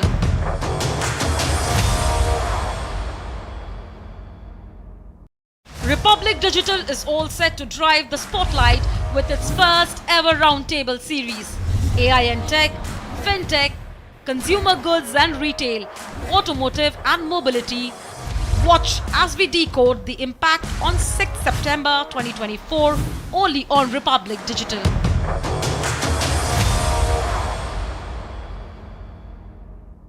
Republic Digital is all set to drive the spotlight with its first ever roundtable series. AI and tech, fintech, consumer goods and retail, automotive and mobility. Watch as we decode the impact on 6th September. With the AI and tech, with the challenges regards to ethics, biases, one thing is certain. The optimism is all around. Everyone's optimistic about the IT and AI taking India to the fore of the India growth story. And India is poised to be the hub for AI and tech. So don't be scared that AI might take your jobs, but be sure to upskill, be adapt, and embrace the changes. So let's move on to our next panel discussion, which is on fintech. Now, fintech is the fastest growing one of the fastest growing sectors in India, and the market is in fact expected to triple by size by 2025, making India one of the global leaders in its place. It's already a country that has seen a mushrooming of startups across the fintech space, and that is all the more that we can expect from the industry. The truth is that as we navigate this growing and very rapidly evolving landscape, today's experts will discuss how the budgetary policies are going to also impact the sector and explore the emerging trends and opportunities within the fintech industry. So I'd like to take this time to introduce our panelists. Manish Shukla, founder Check UPI, Satvik Vishwanath, co-founder and CEO Unocoin, Manas Gond, co-founder and CEO Prosper.io, Saurabh Kumar, VP International Expansion Moodrex, Rajiv Chabra, founder and CEO Prop FTX. And this session will be moderated by Suyesha Sawant, Deputy News Editor at Republic TV. Suyesha, over to you.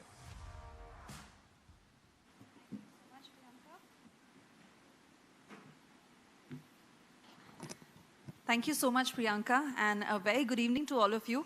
Thank you for joining us today. I hope we are all settled. And I personally believe we are in very interesting times. And the rate at which fintech is growing, aiding the financial sector, it is more than imperative that we have this conversation. So Rajiv, I'd like to begin with you to understand that the Union Budget 2024 has provided a huge boost to the fintech sector. But as industry players, how would you describe the key areas where fintech can help the Indian economy grow, and also the support that you expect from the government to ensure that the fintech ecosystem thrives? First of all, I must thank the government for a wonderful budget, I would say. The budget, why I say wonderful was because they have created a lot of opportunities in the fintech space.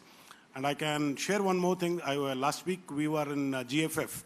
Even when a prime minister goes over there in that fintech festival, that means something, how serious our government is for doing something in the fintech space. And luckily, we have a lot of skilled people in fintech, and really, as you announced, 3 times, I can say the multiple times we can grow in next 3 to 4 years. And few things with government missed out, we can tell, but that can happen, And because India is a vast country, when they're making the budgets and all, fintech specific budget they cannot go for. But we industry people, we can tell them, and government is very proactive. They're listening to us, and that's what we can expect from the government, We can't expect everything 100% like for our liking, Right. Right. Manas, I want to come to you to talk about the regulatory aspect. Now, we understand how the budget has addressed regulatory challenges faced by fintech companies, but the specific measures, according to you, that should be taken to create a conducive regulatory environment. Also, when we are talking about fintech innovation, how can we together ensure, both as industry and the government, to balance it with consumer protection and financial stability?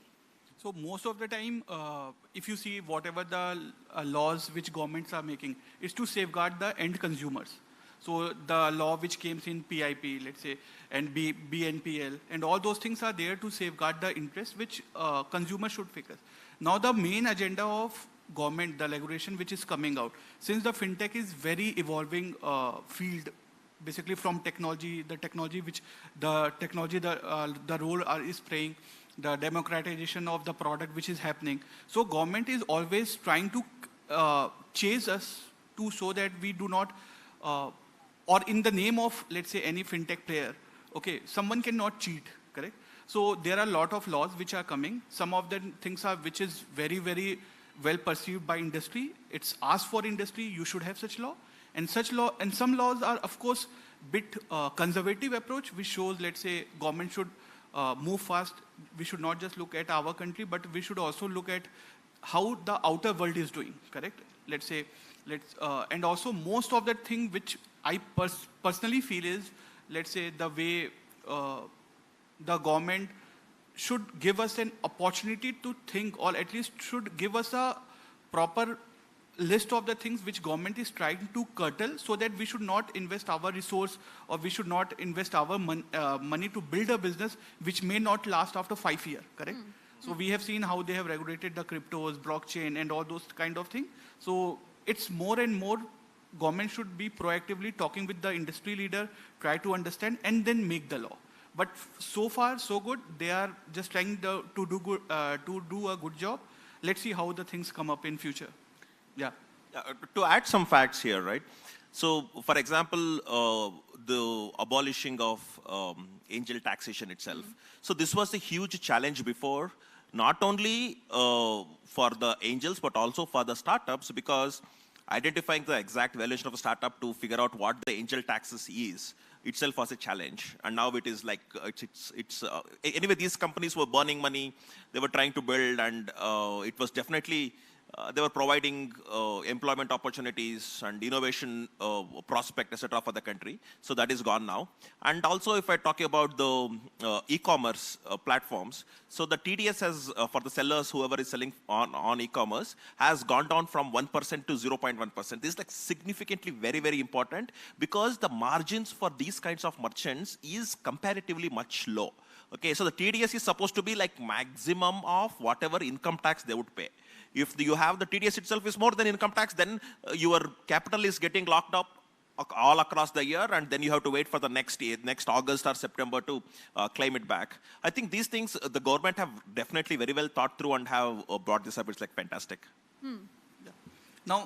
Now whatever Sarthak said, I want to add some few points on this.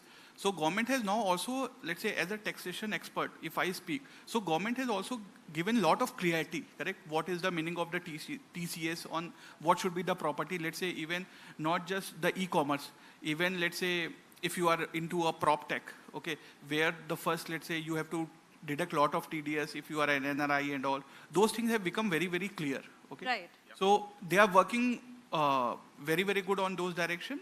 Let's see how the future will withhold us with us. Yeah. Right. Saurabh, I want to come to you on another important aspect, because the union budget has also emphasized on the potential that fintech has when it comes to poverty reduction and financial inclusion. Now, in terms of ensuring as an industry that you reach out to the smaller pockets, to a more unserved population, to ensure financial inclusion, how are you working towards it? Right. So at least from a startup industry space, and I see like bunch of innovation that's happening at the grassroots level. There's a lot of innovation that has especially happened on the credit scoring bit, because a lot of folks, and especially folks from lower economic strata, they would not have a credit history, so it's tough to determine, tough to undermine that loan. So a lot of innovation is happening that side.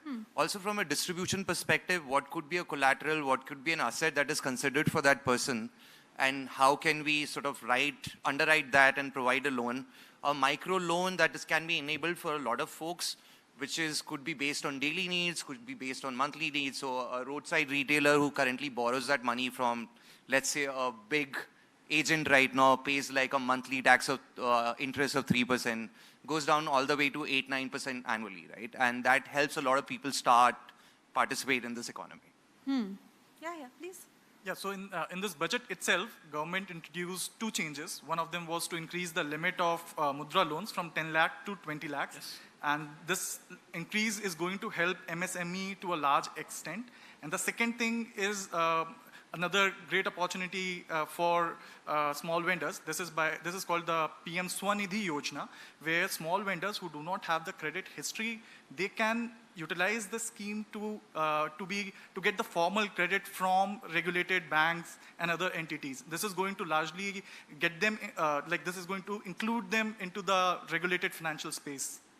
Right. And in fact, I want to take my next question to you on an extended aspect. Now, we understand how the Modi government has been emphasizing on going digital and digital transactions. But we are still a distance away from having a completely cashless economy. Where do you think the gap is, and how can we cover that?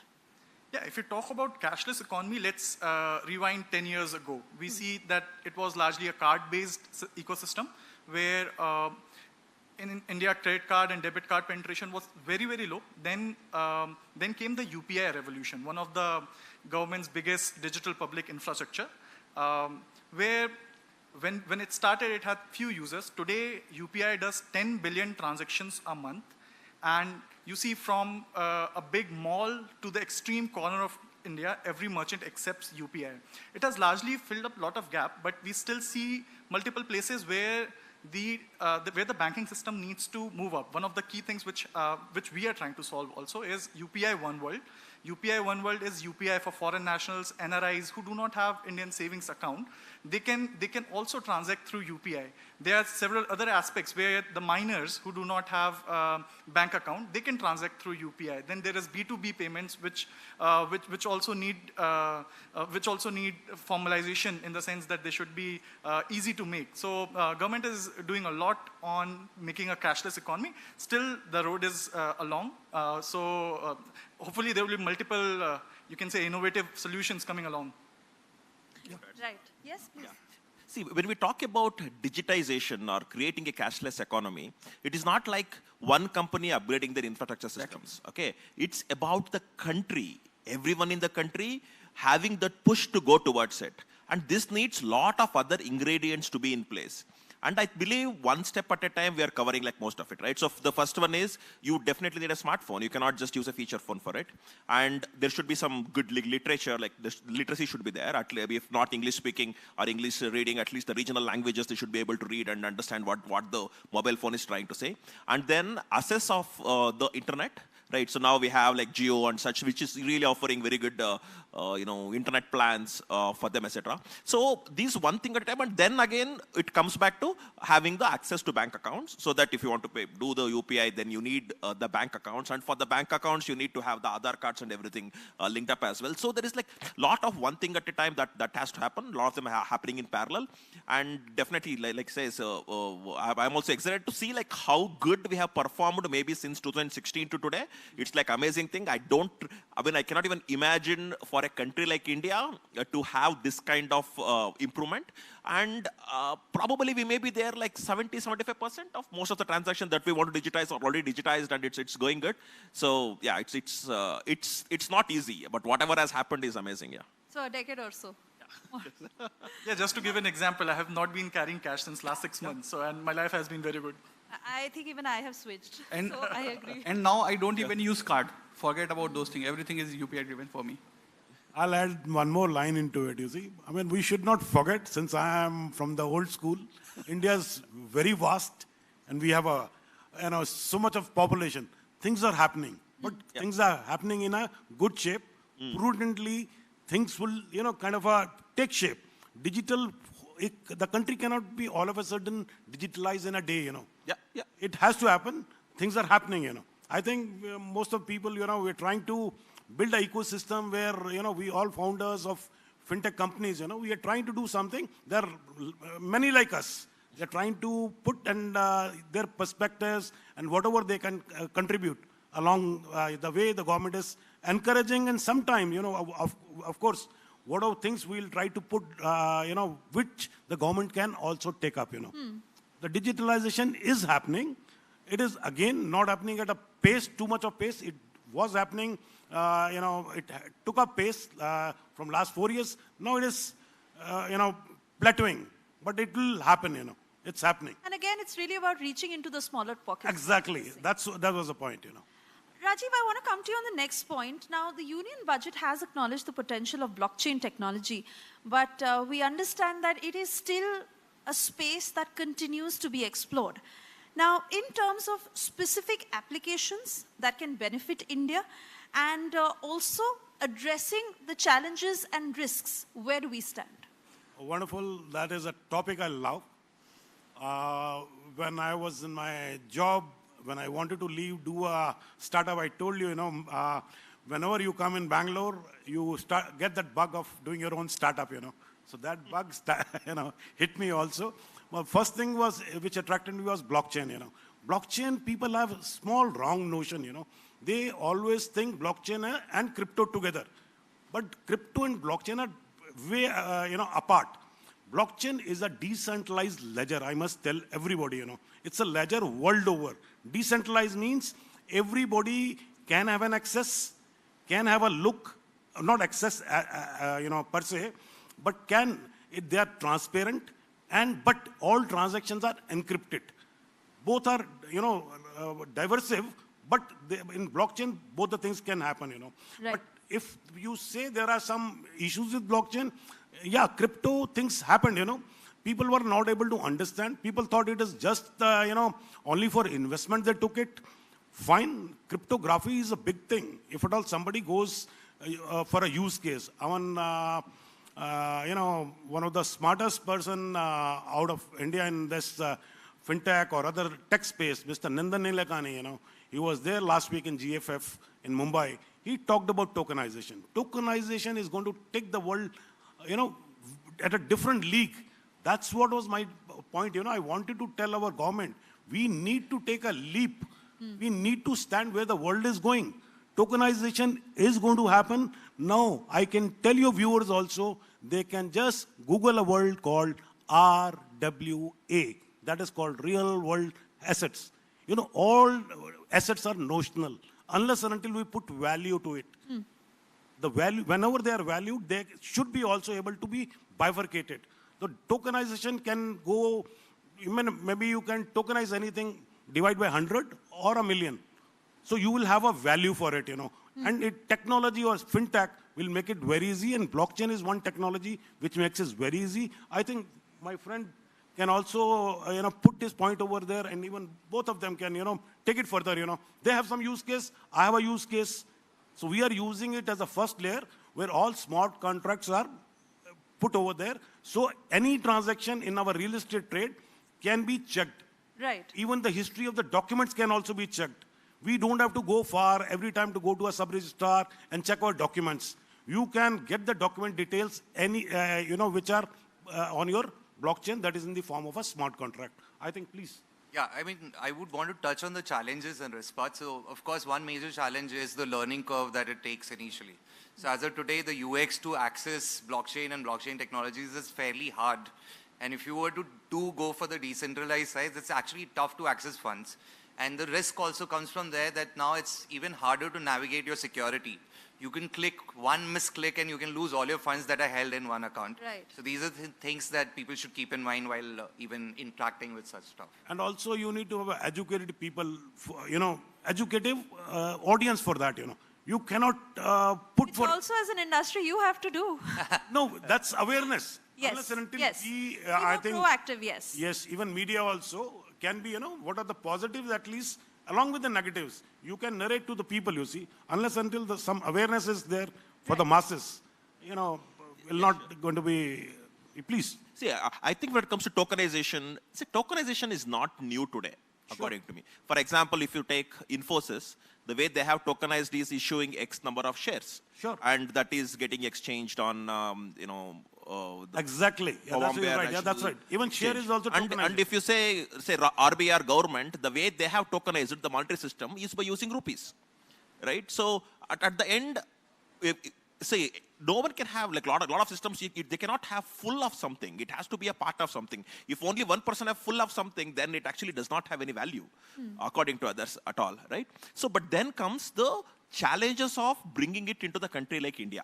Okay, so one obviously is the education, but on the other side also, technology gives lot of opportunities of what all you can do. But the first question that the founders like us get is, can we do it or not?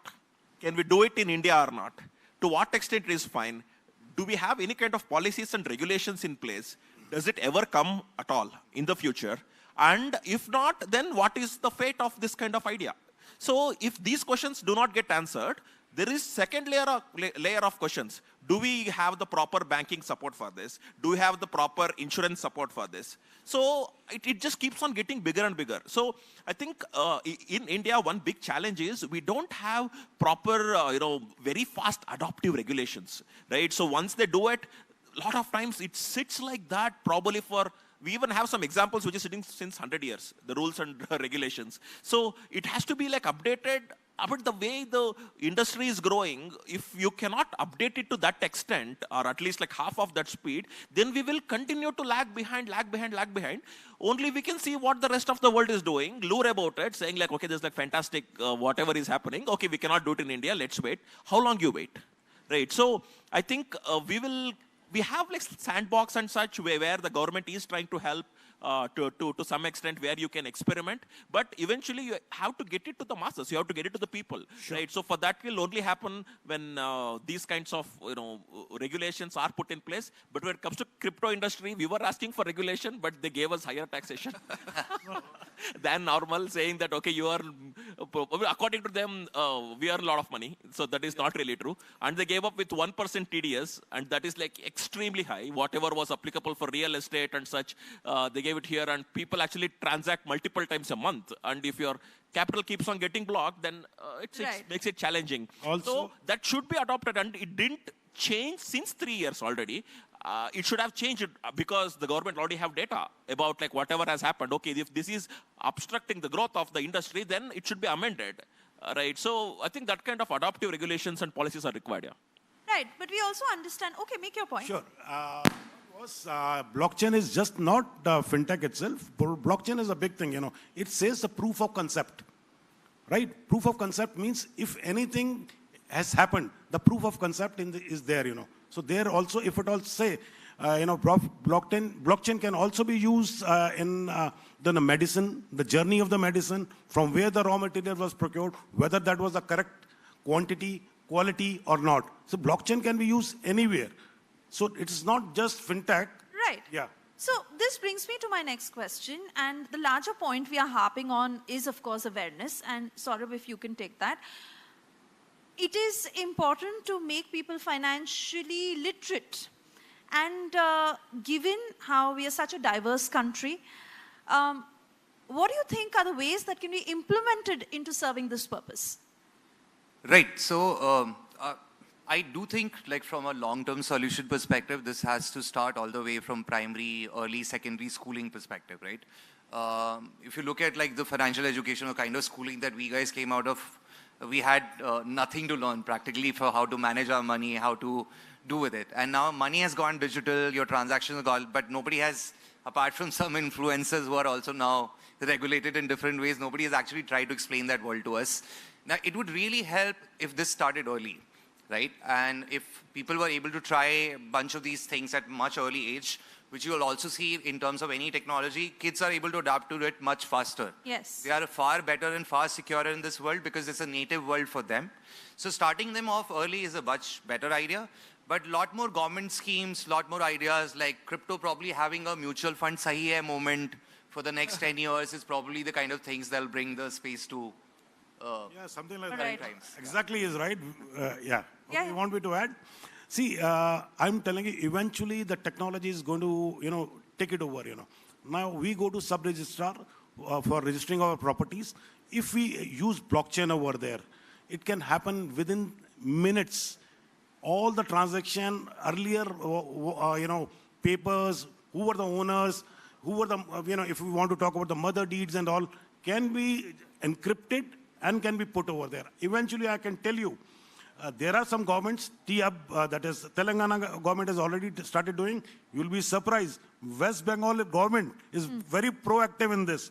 Right. Eventually, blockchain has to be used, So Right, that's what's right. this thing. Yeah, So of course we understand that, but also that it is a space that needs to be explored a lot more. And talking about how it should start at an early age, I also know 10-year-olds who know how to create an app. So point is to cater to a larger audience. But I want to move on in this conversation as we understand how a big focus in this union budget was to empower women.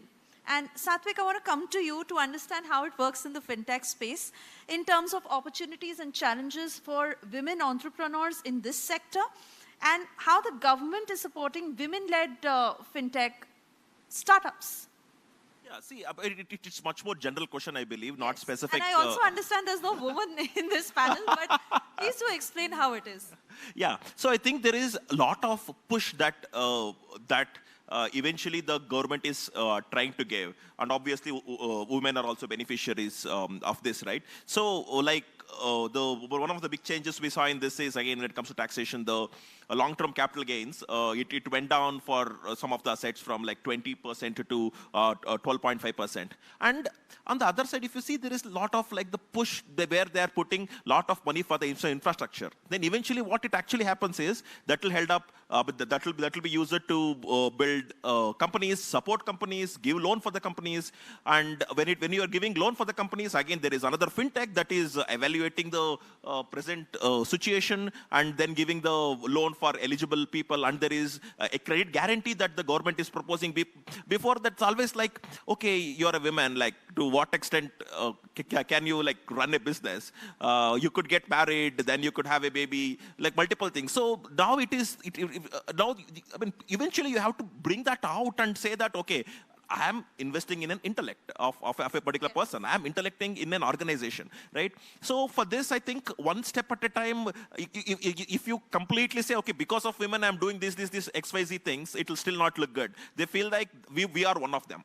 We are one of everyone, right? So, but eventually the way you try to empower a subtle way, I think it really adds up very well. So like I was explaining, now there are wealth tech companies which are more becoming active because the taxation has reduced. And there is the bigger thing for women for a lot of times is how to maintain the savings of the family, right? So now depending upon the diversification that they take, then maybe for women from affluent families, then you may get to some wealth managers and do the required diversification, etc.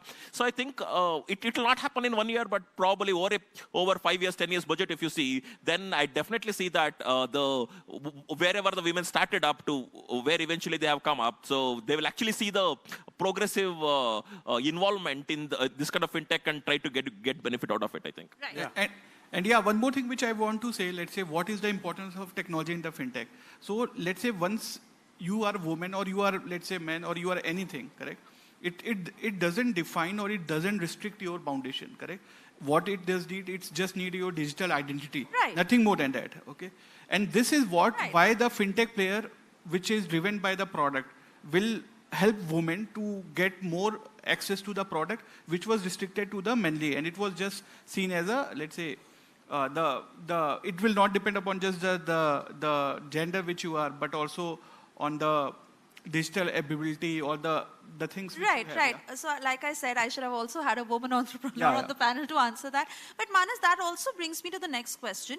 So women, of course, is one aspect. The other is farmers and how the fintech industry can really help aid the agricultural sector to provide better livelihoods for farmers, and how that is actually in process, like we were discussing. Yeah, so I will just give an example. One of the fintech, let's say one of the arms of fintech is the, let's say Agri-Tech, okay? Agri-Tech, if you see, most of the companies these days are going insane aggressive on the penetrating the tier 3 or tier 4 farmers, correct? So if you see what are the expense of the farmer, if you, let's say 75% of our economy is driven by the agriculture, correct? And now if we are able to bring wheels to that, or if we are able to, let's say, accelerate the growth of that, okay, we will become the 10 trillion GDP or the 15 trillion GDP, which currently seems like impossible for us. So let's take an example. A major expense of a farmer is to buy seeds, to buy fertilizer and all those kind of stuff. Now, if we are able to give those things on a loan, not just a money, but a commodity as a loan, and just pay me those particular things. So this will bring a lot of transparency. And as Saurabh mentioned, let's say if you go into the tier 3 or tier 4 or in a village, okay, mostly the farmers take the loans from the local landlords or those kind of sahukars, which charges 3 to 4%. Okay. Now, if I'm able to click on my mobile app and I'm able to get loan at 8 to 9%, okay, this is awesome, and this is something which is the real case of digitalization or democratization of the product. And I will give one more very, very good example, okay? Let's say the taxation which we talk about. So most of the thing, if you go to the very, very deep down into the, let's say, UP, Bihar or Odisha, all those section of the society, there it is thought as a, let's say, it's big thing to solve the taxation issue. But implementing the new taxation laws and all, it's give very, very seamless kind of thing to our citizens. Yeah.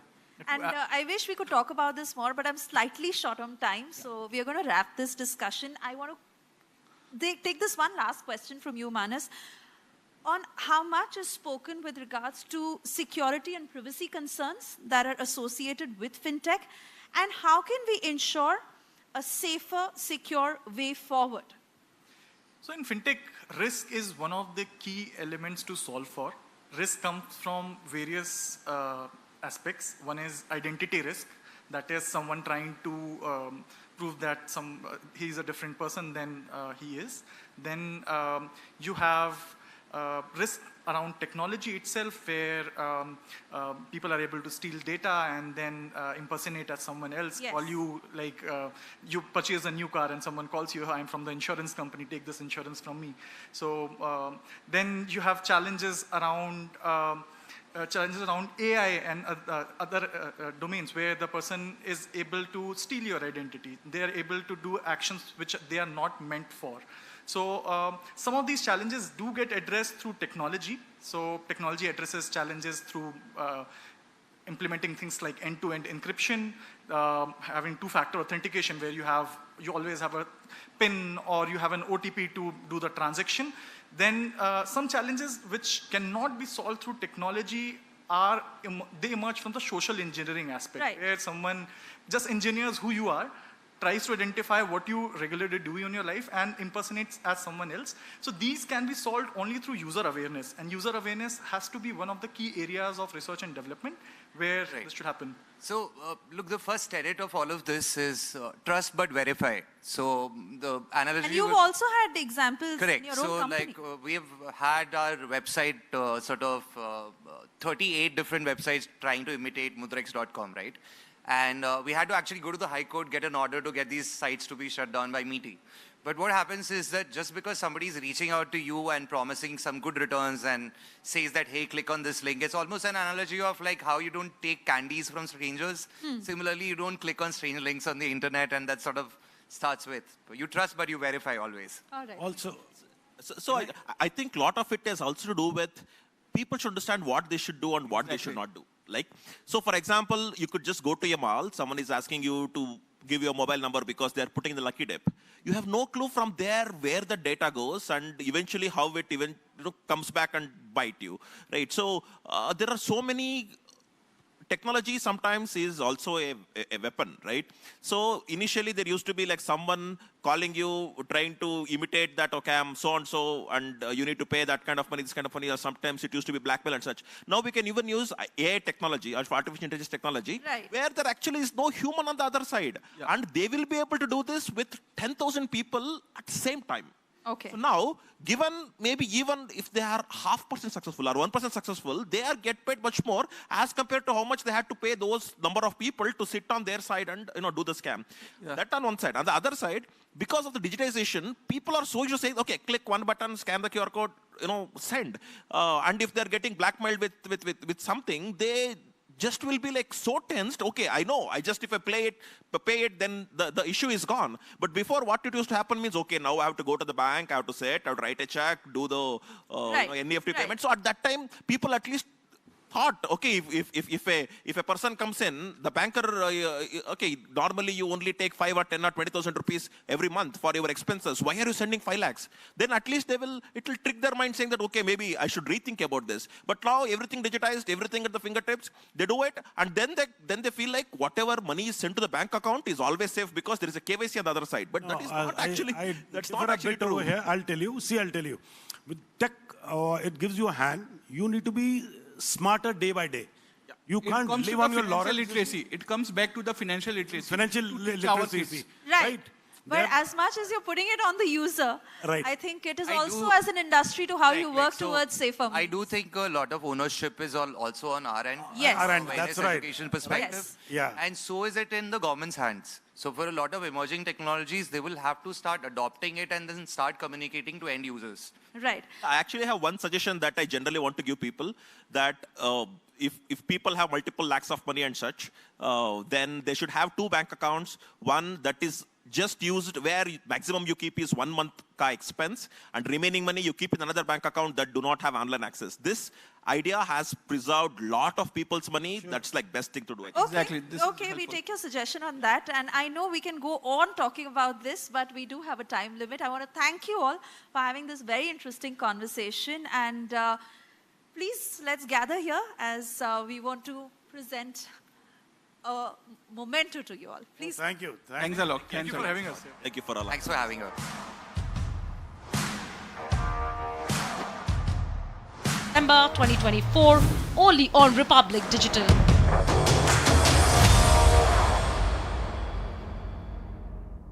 Republic Digital is all set to drive the spotlight with its first ever roundtable series.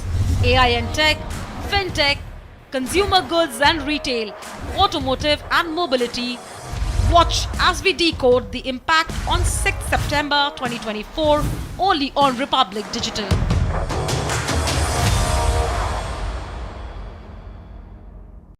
Republic Digital is all set to drive the spotlight with its first ever roundtable series.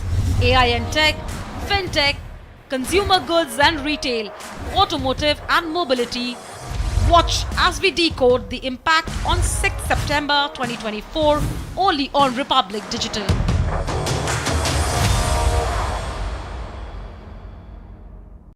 Republic Digital is all set to drive the spotlight with its first ever roundtable series.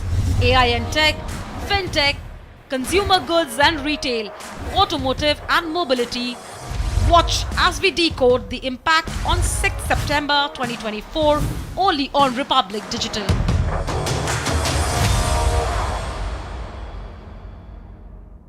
Republic Digital is all set to drive the spotlight with its first ever roundtable series.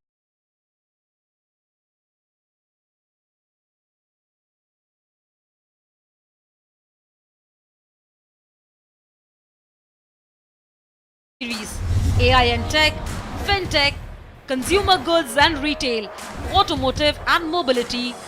Watch as we decode the impact on 6th September 2024, only on Republic Digital.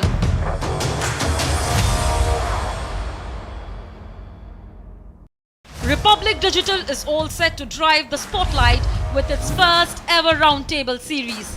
AI and tech, fintech, consumer goods and retail, automotive and mobility. Watch as we decode the impact on 6th September 2024 only on Republic Digital.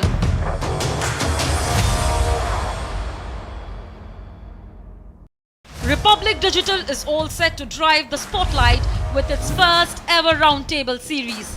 AI and tech, fintech, consumer goods and retail, automotive and mobility. Watch as we decode the impact on 6th September 2024 only on Republic Digital.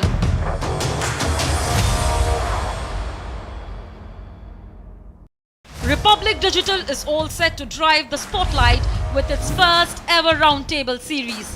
AI and tech, fintech, consumer goods and retail, automotive and mobility. Watch as we decode the impact on 6th September 2024 only on Republic Digital.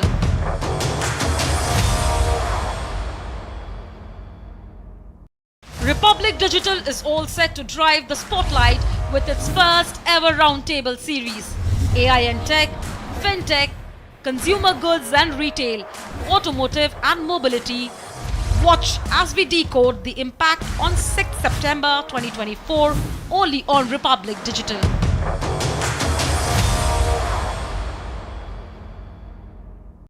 Republic Digital is all set to drive the spotlight with its first ever roundtable series. AI and tech, fintech, consumer goods and retail, automotive and mobility. Watch as we decode the impact on 6th September 2024 only on Republic Digital.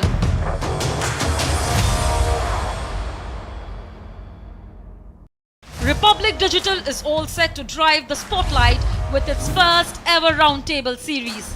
AI and tech, fintech, consumer goods and retail, automotive and mobility. Watch as we decode the impact on 6th September 2024 only on Republic Digital.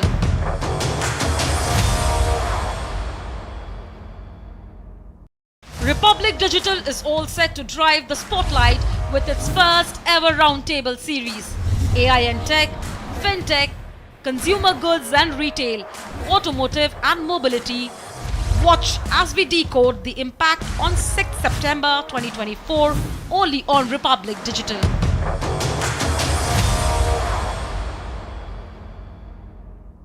Republic Digital is all set to drive the spotlight with its first ever roundtable series.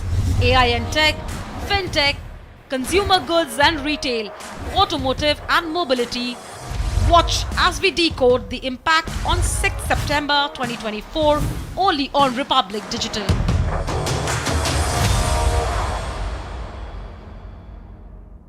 Republic Digital is all set to drive the spotlight with its first ever roundtable series. AI and tech, fintech, consumer goods and retail, automotive and mobility. Watch as we decode the impact on 6th September 2024 only on Republic Digital.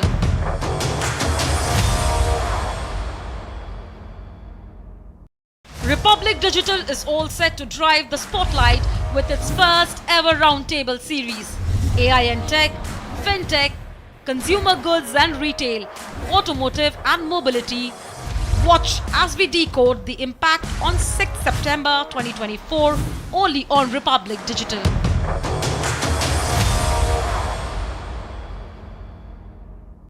Republic Digital is all set to drive the spotlight with its first ever roundtable series. AI and tech, fintech, consumer goods and retail, automotive and mobility. Watch as we decode the impact on 6th September 2024 only on Republic Digital.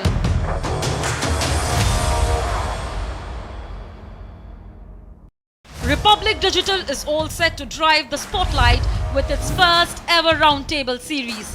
AI and tech, fintech, consumer goods and retail, automotive and mobility. Watch as we decode the impact on 6th September 2024 only on Republic Digital.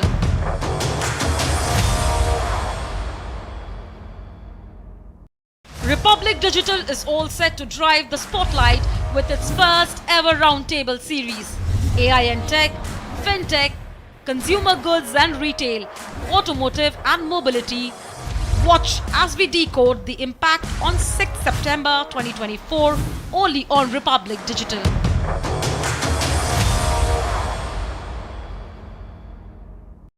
Republic Digital is all set to drive the spotlight with its first ever roundtable series. AI and tech, fintech, consumer goods and retail, automotive and mobility. Watch as we decode the impact on 6th September 2024 only on Republic Digital.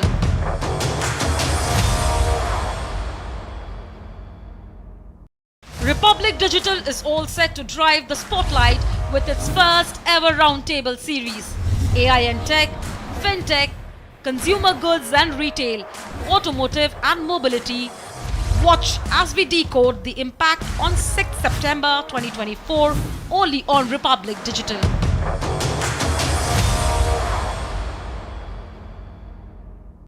Republic Digital is all set to drive the spotlight with its first ever roundtable series. AI and tech, fintech, consumer goods and retail, automotive and mobility. Watch as we decode the impact on 6th September 2024 only on Republic Digital.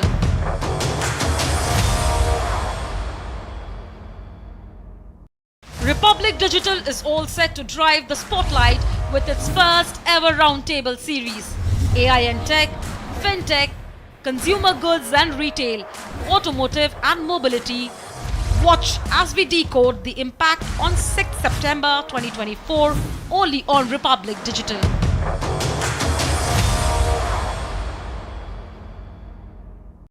Republic Digital is all set to drive the spotlight with its first ever roundtable series.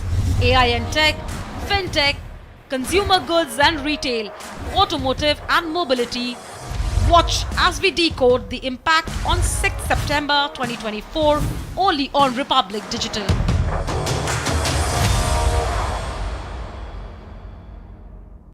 Republic Digital is all set to drive the spotlight with its first ever roundtable series. AI and tech, fintech, consumer goods and retail, automotive and mobility. Watch as we decode the impact on 6th September 2024 only on Republic Digital.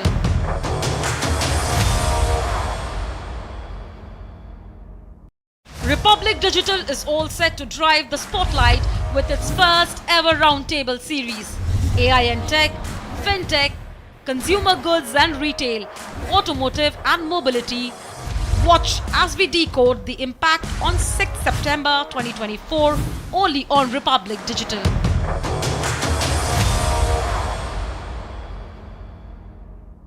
Republic Digital is all set to drive the spotlight with its first ever roundtable series. AI and tech, fintech, consumer goods and retail, automotive and mobility. Watch as we decode the impact on 6th September 2024 only on Republic Digital.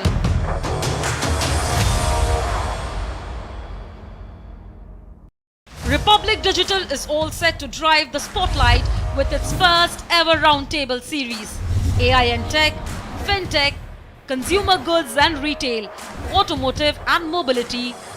Watch as we decode the impact on 6th September 2024 only on Republic Digital.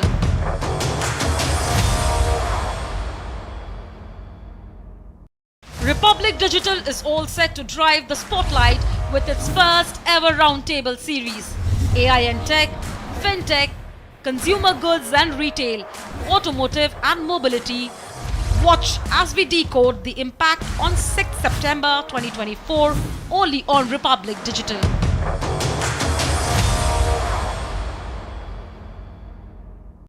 Republic Digital is all set to drive the spotlight with its first ever roundtable series. AI and tech, fintech, consumer goods and retail, automotive and mobility. Watch as we decode the impact on 6th September 2024 only on Republic Digital.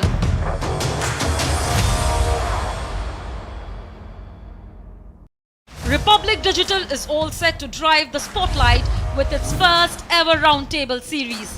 AI and tech, fintech, consumer goods and retail, automotive and mobility. Watch as we decode the impact on 6th September 2024 only on Republic Digital.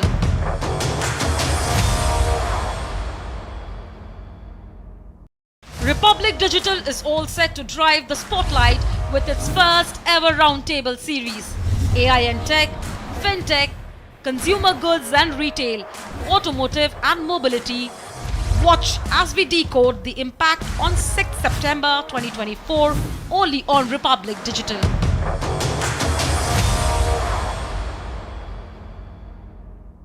Republic Digital is all set to drive the spotlight with its first ever roundtable series. AI and tech, fintech, consumer goods and retail, automotive and mobility. Watch as we decode the impact on 6th September 2024 only on Republic Digital.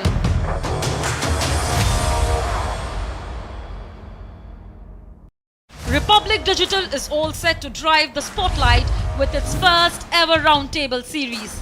AI and tech, fintech, consumer goods and retail, automotive and mobility. Watch as we decode the impact on 6th September 2024 only on Republic Digital.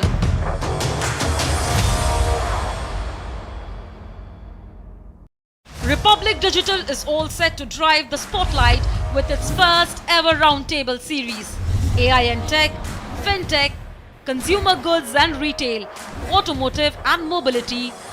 Watch as we decode the impact on 6th September 2024 only on Republic Digital.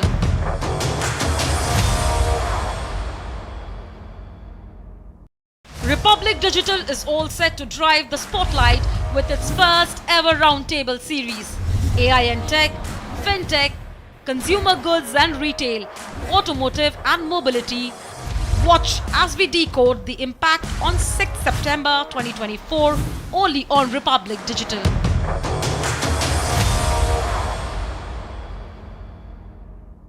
Republic Digital is all set to drive the spotlight with its first ever roundtable series. AI and tech, fintech, consumer goods and retail, automotive and mobility. Watch as we decode the impact on 6th September 2024 only on Republic Digital.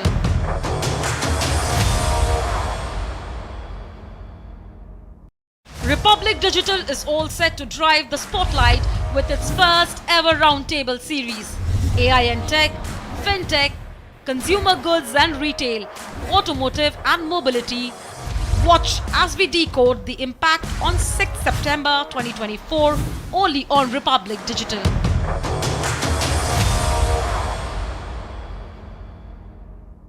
Republic Digital is all set to drive the spotlight with its first ever roundtable series.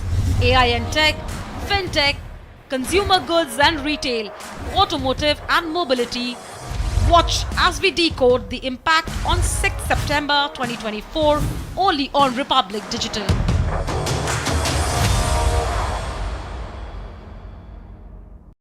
Republic Digital is all set to drive the spotlight with its first ever roundtable series.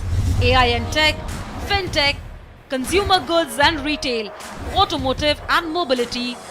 Watch as we decode the impact on 6th September 2024 only on Republic Digital.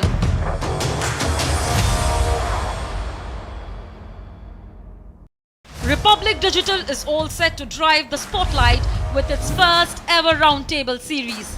AI and tech, fintech, consumer goods and retail, automotive and mobility. Watch as we decode the impact on 6th September 2024 only on Republic Digital.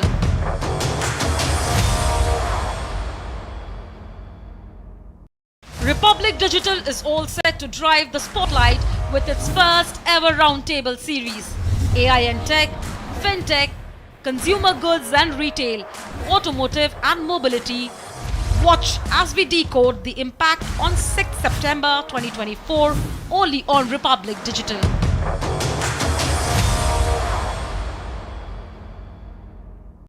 Republic Digital is all set to drive the spotlight with its first ever roundtable series. AI and tech, fintech, consumer goods and retail, automotive and mobility. Watch as we decode the impact on 6th September 2024 only on Republic Digital.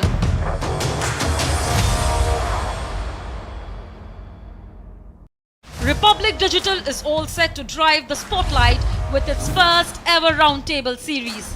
AI and tech, fintech, consumer goods and retail, automotive and mobility. Watch as we decode the impact on 6th September 2024 only on Republic Digital.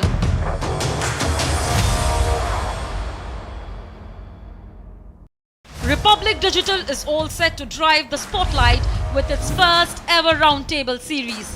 AI and tech, fintech, consumer goods and retail, automotive and mobility. Watch as we decode the impact on 6th September 2024 only on Republic Digital.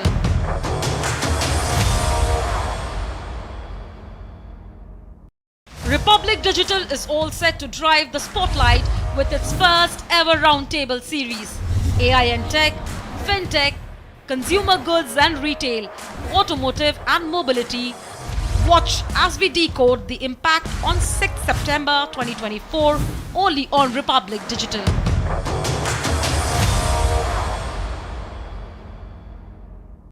Republic Digital is all set to drive the spotlight with its first ever roundtable series.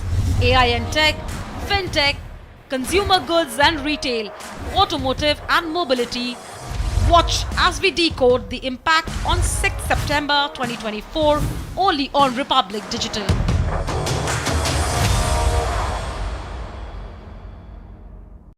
Republic Digital is all set to drive the spotlight with its first ever roundtable series.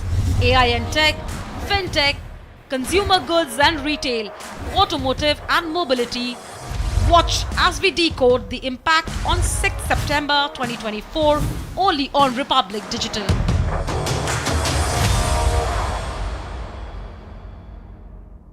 Republic Digital is all set to drive the spotlight with its first ever roundtable series. AI and tech, fintech, consumer goods and retail, automotive and mobility. Watch as we decode the impact on 6th September 2024 only on Republic Digital.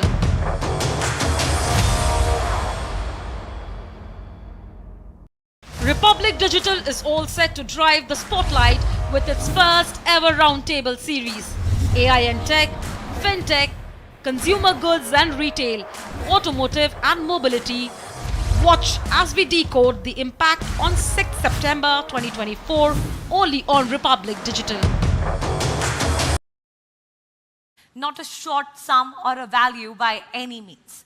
Now, with India also expected to become the third largest online retail market by 2030, that's a lot to look forward to for the retail sector, particularly e-commerce. By 2027, India is in fact expected to have around 6 million MSME merchants contributing towards this incredible growth. To explore the budget's impact on this sector, I'd like to take this opportunity to welcome our speakers for the session. Bhavna Pagaria, co-founder and CEO, India Zona; Japan Doshi, head of product and technology, Tootsie; Bharat Bomai, co-founder and director, Cut4You; and Tawfiq Khan, founder of Wolfred. This session will be moderated by Deputy News Editor, Suyesha Sawant. Suyesha, over to you.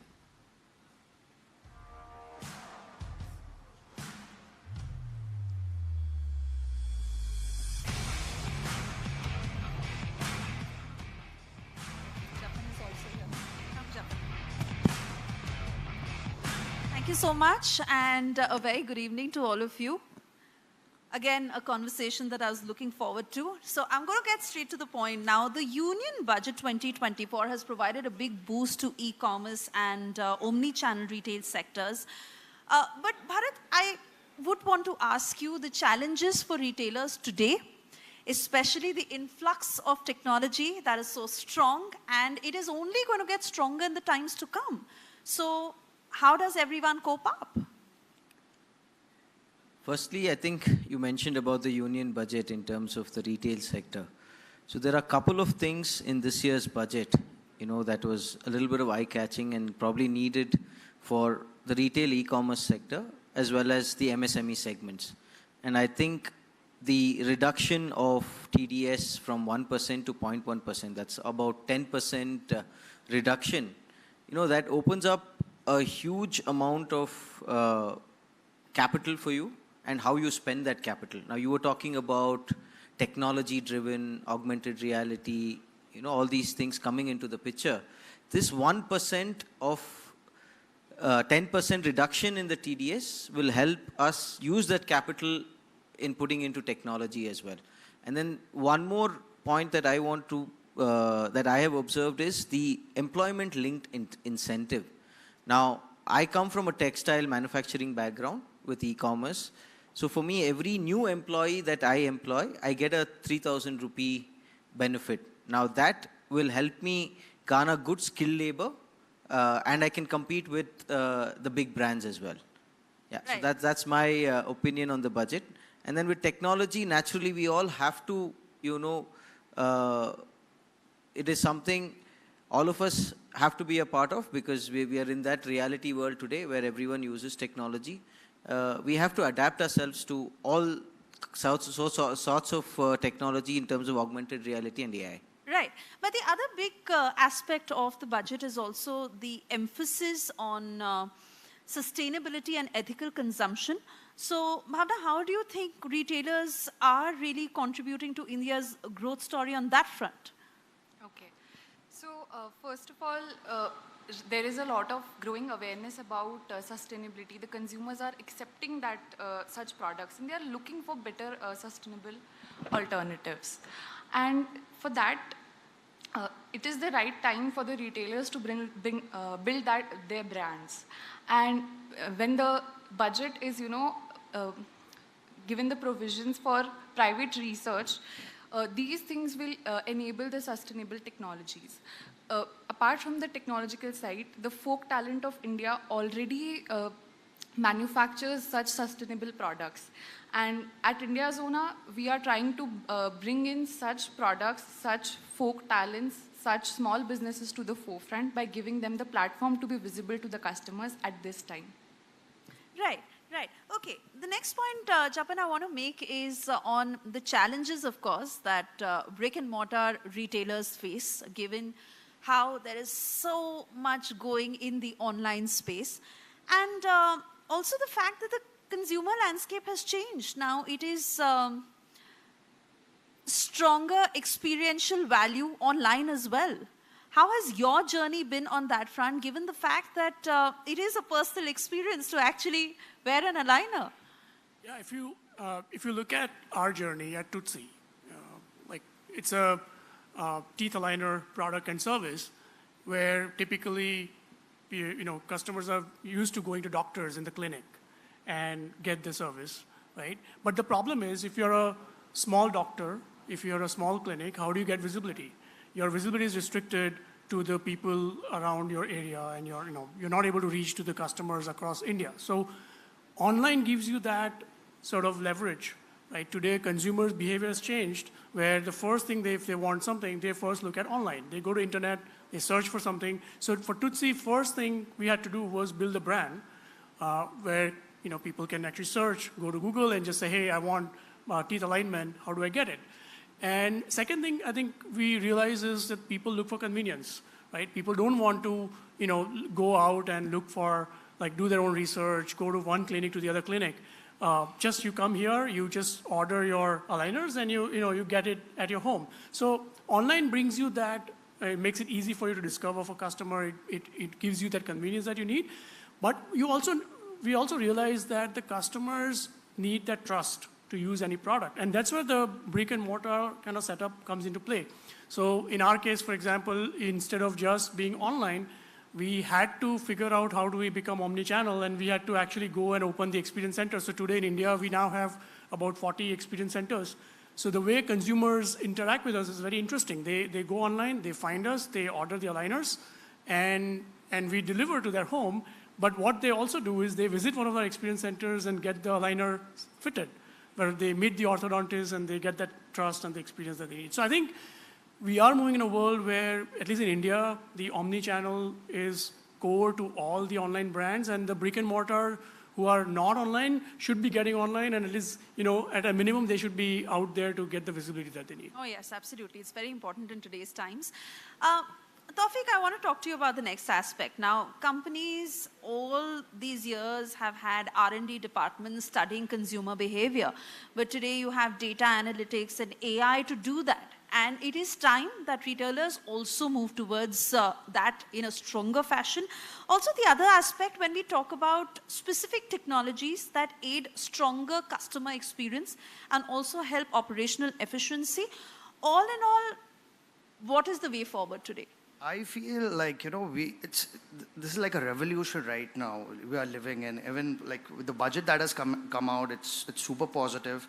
And right now, when it comes to like an e-commerce sector, or even if you're seeing it as a retail or for consumer behavior, as you said, it's very important to create an experience. And the reason AI has come into the picture and adapting and taking over the market is because it's giving an experience.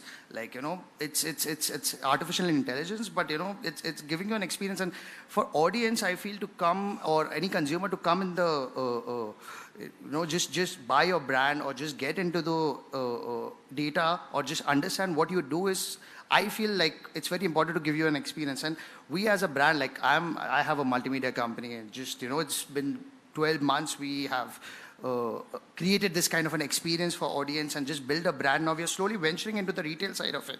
And now I'm understanding that how much that experience has affected us in 12 months. So in 12 months, we were just giving them an experience that what we could do even without doing anything. And now we feel, it's the right time, seeing the budget, the tax reforms, keeping everything in mind, So I just feel it's a great time. I see myself as a, it's like a revolution we are living in, because back in 5 years ago, this wasn't possible, I mean, it's like, how internet came. When internet came, people were like, oh my God, this is going to take jobs. Post office is going to get shut. There's not going to be so it's that kind of an era we are living right now. It's a revolution. It's something we have to adapt. And not just be afraid of these technologies, because people are like, okay, it's going to take jobs. I don't think so it's going to take jobs. I think it's going to take like jobs of people who are not able to operate AI. Because so you have to be adaptable to these things, because the consumer is expecting a lot now. They want an experience, like as we were discussing, the Zomato thing, like, you see that image popping out, and you see that, and immediately you've already bought him on an experience level. So I feel, we as a company are so focused on creating an experience, like through animation, through social media mediums, and building a brand that now I feel it's time for us to, incorporate that same experience into the retail. So, now people are expecting a lot from us in the retail because we've already given them a lot. So, I feel technology is a great thing, and we need to, incorporate in our e-commerce sector or in the retailer side of it. All right, we'll talk about that in greater detail, but another point, Bhavna, is the budget highlighted the importance of supply chain efficiency. Now, how can retailers optimize their supply chains to reduce costs, to improve the timelines, and what are the challenges in particular? Okay, so I will first like to talk about the reforms, the infrastructure reforms which are highlighted in the budget. So the government is allocating 3.4% of the GDP for the infrastructure reforms, which is huge. It is going to, revolutionize the infrastructure, the integrated transportation systems coming up, the industrial multimodal parks coming up. They will smoothen the whole logistics journey and also the supply chain for the retailers. The small scale retailers, the challenge which they face currently is that they do not have the bargaining power, they do not have the control over the supply chain. And to tackle such a challenge, they should, join hands with logistic aggregators or go join to the marketplaces wherein those bigger players have the bargaining power and they can help create a efficient supply chain for them. But on their part, retailers can, look at workflow automation on their end. They can look at inventory optimization, dispatching the order in the minimum timelines. These are certain steps which small retailers can take to ensure faster delivery. Right. Okay, Tawfiq, another aspect, since the pace of growth that you've seen in such a short time. Effective digital marketing is, of course, the need of the hour for all retailers, whether online, whether offline. They have to be out there.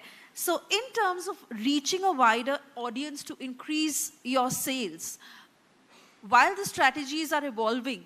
I'll just tell you one very simple example. Like, okay. Nike never came to us, or Reebok never came to us. What they gave us an experience. Nike never said that this is my shoes, you have to wear it. Or Reebok never said. They gave an experience, and this is going 100 years back. Same goes for Apple, same goes for Steve Jobs, Disney.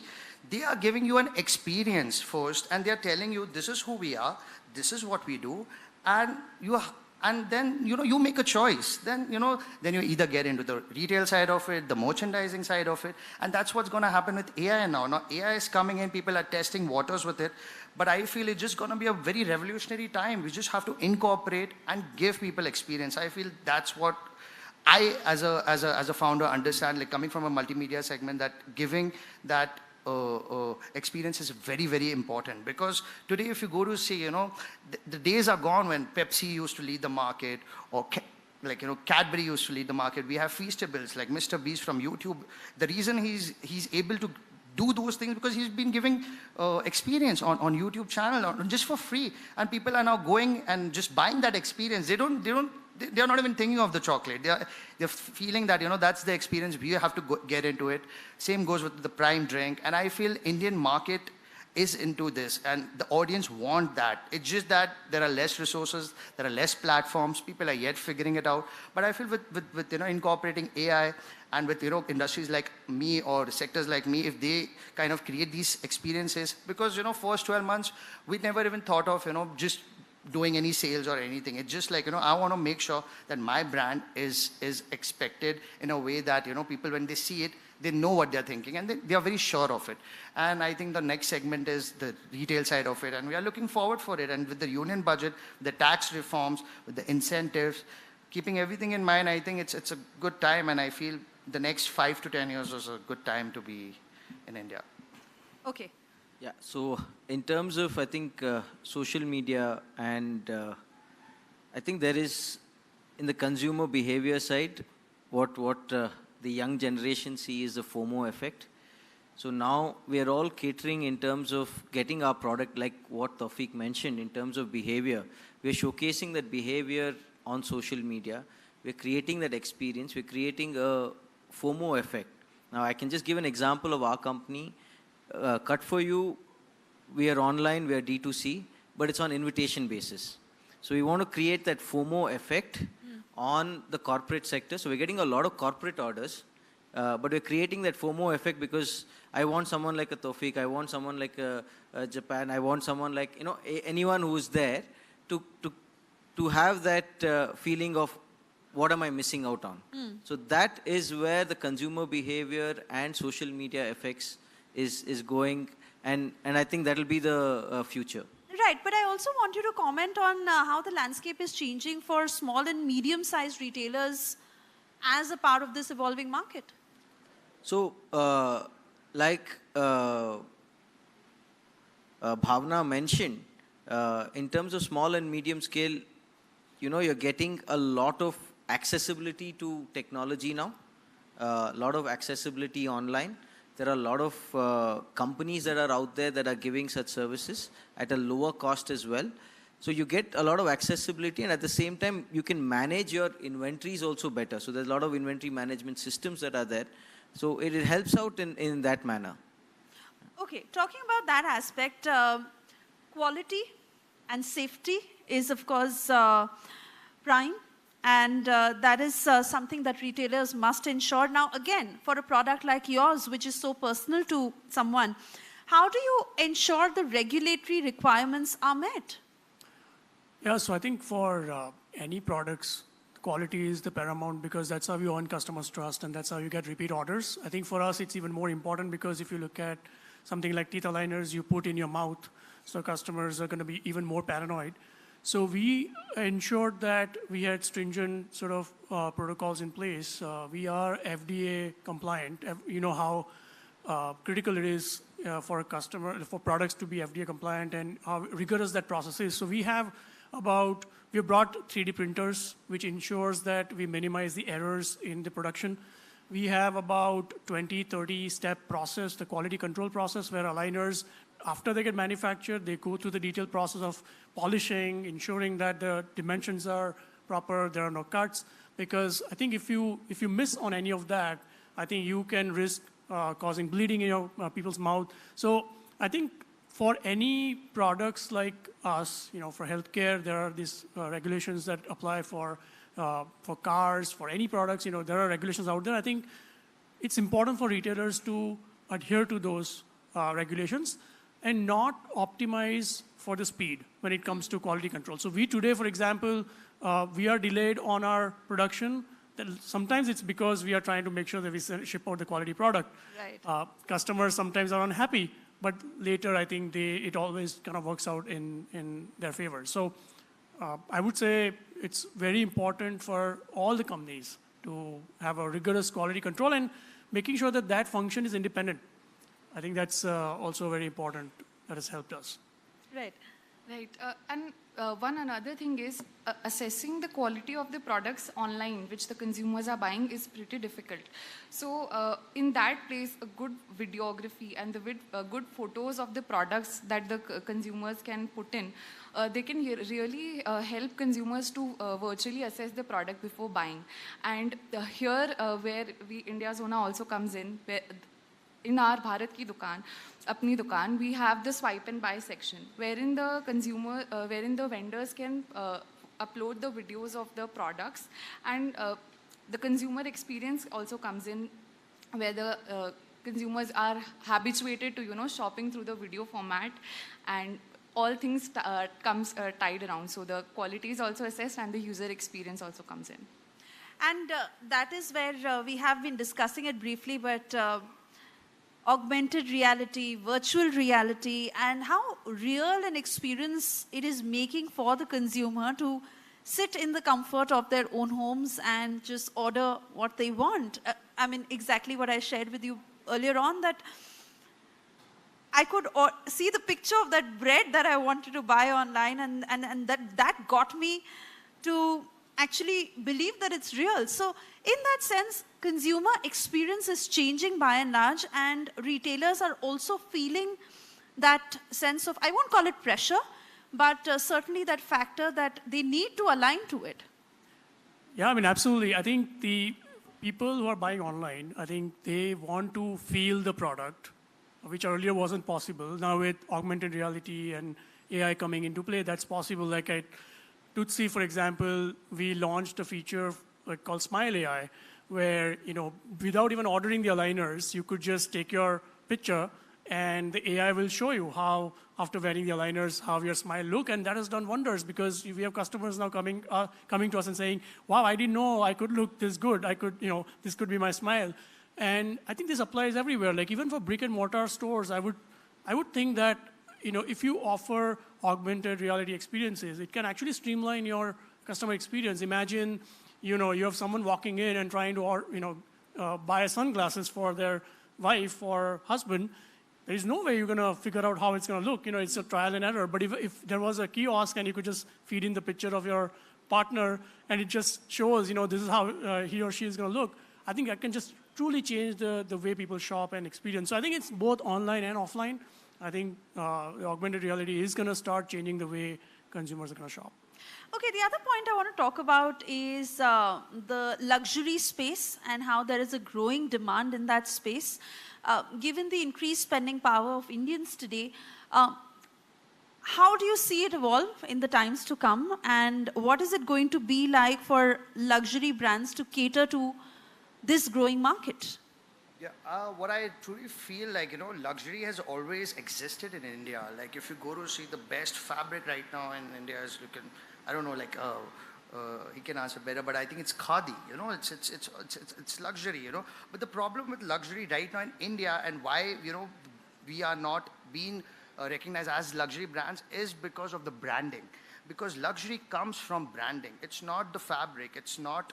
Of course, you have the quality, you have a USP to sell, but it's the branding, it's the experience, it's what I am saying to you as a brand that making you feel like there is already a luxury, you know, maybe it's shooting a video or it's shooting an experience or incorporating AI or incorporating VR or doing a live show for it, you know, just like that. Like I mean, if you just go to see like brands like Gucci or Louis Vuitton, they have one of the greatest cinematic experiences. Greatest, like even Martin Scorsese would sit down and be like, wow, what is this? Now the thing is, they are showing you the luxury of it. They are already, it's not the best fabric or it's not, okay, they are incorporating, they have the best designers. To be honest, their designers are also coming from a music kind of a background.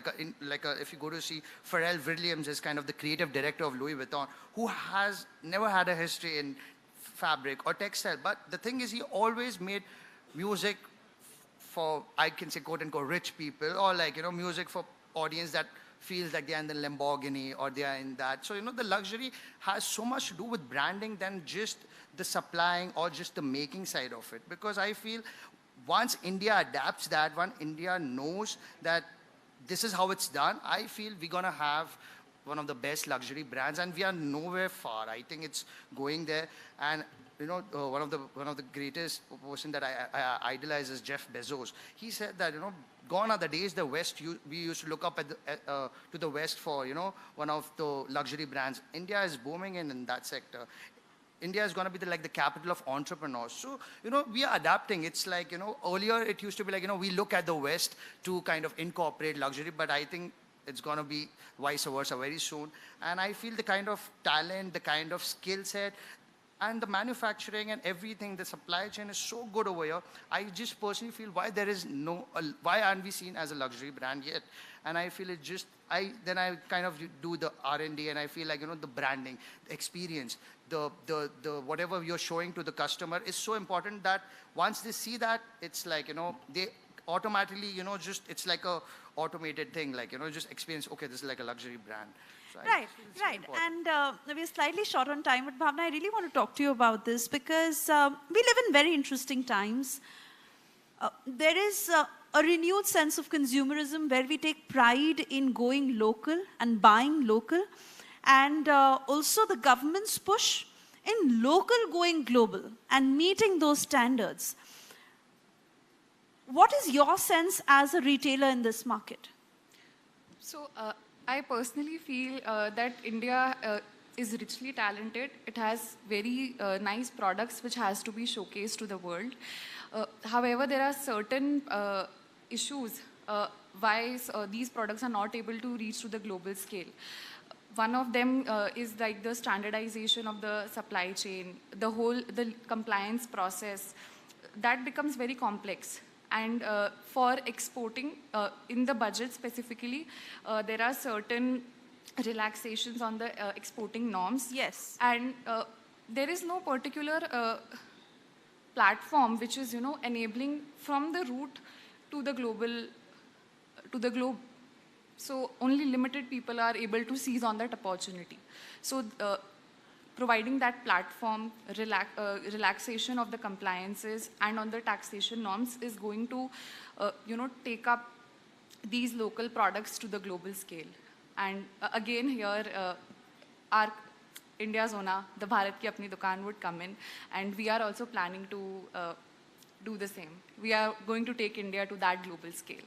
Right, Bharat. Yeah, so I think she made a very good point on the accessibility to exports. I think in this year's budget, yes, the government of India has ensured that there are export hubs or centers that will be there, which will get accessibility from local goods. So which will become a big enabler, like people like you, people like us, and people who are in the consumer sector who are buying locally.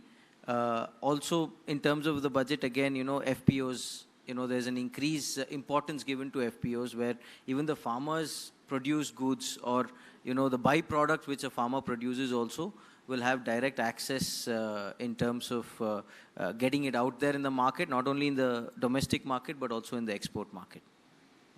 Right. So, certainly a positive point there, and to which I'd like you to add in terms of India incubating itself from any global geopolitical flux and how that has an impact on the supply chain dynamics. So I'm someone who believes that with every calamity there comes an opportunity. So, and the recent crisis that we are seeing geopolitically, probably India is in a center of a lot of geopolitical issues surrounding it. The recent one being Bangladesh, but also I see an opportunity there. A lot of big brands, big companies, where almost 70-80% of Bangladesh's GDP is based on textile. So there's a huge opportunity for India to capture that market, not allow it to go to China again or Vietnam. Rather, we get all those orders back into this country, where a lot of policy making is also important. Right. From the government of India's point of view, and also in terms of our marketing teams going out there and getting those orders. I think there is one study that I was reading that probably the retail segment in terms of textile is going to grow at a CAGR of 13%. But probably with this geopolitical issue, we can reach 20%. So that's the opportunity that I see, even though there are geopolitical issues around. And we can maximize the supply chain by using good technology, good softwares, which will become a big enabler. So that brings me to my closing question, which I want to take to all of you. Will India, according to you, be an alternate pillar for global retail? And what do we need to do to get there? You can all take that turn by turn. Yeah, I mean, I think we need to sort of focus on the strengths. I think we have talent. We have government who is coming out with amazing policies and infrastructure initiatives. I think ONDC is one of those, which is a UPI moment for retailers, small and medium. So I think if we can sort of leverage on what the government is building on with the talent that we have, I think we can definitely become a serious alternate to the world. Yeah, just to add to his point, I think the government of India is working on it. A lot of free trade agreements are around the corner. A few have been signed, a few are yet to be signed.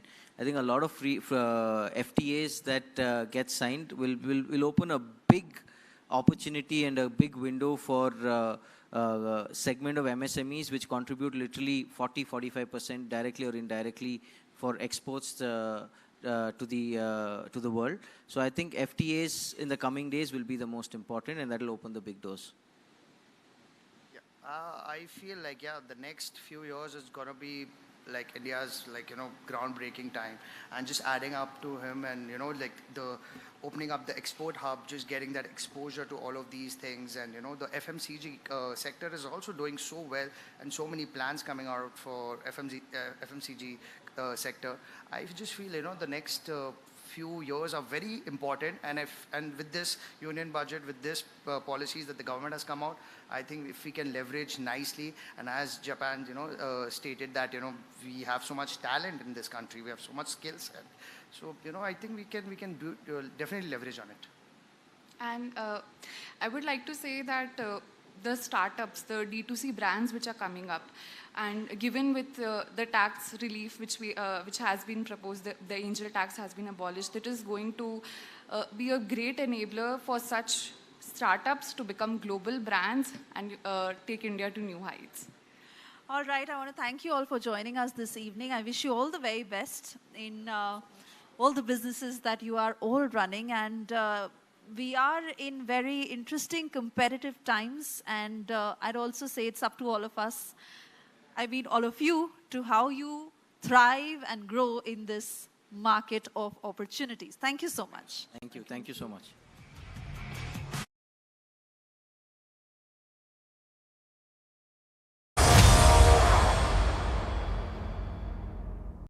Republic Digital is all set to drive the spotlight with its first ever roundtable series. AI and tech, fintech, consumer goods and retail, automotive and mobility. Watch as we decode the impact on 6th September 2024 only on Republic Digital.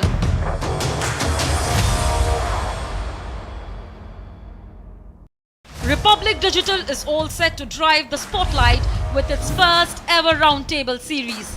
AI and tech, fintech, consumer goods and retail, automotive and mobility. Watch as we decode the impact on 6th September 2024 only on Republic Digital.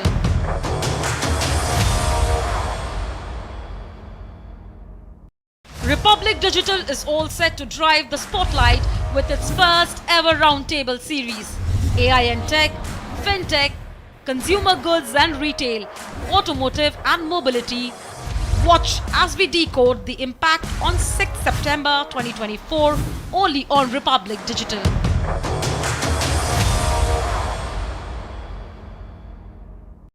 Republic Digital is all set to drive the spotlight with its first ever roundtable series. AI and tech, fintech, consumer goods and retail, automotive and mobility.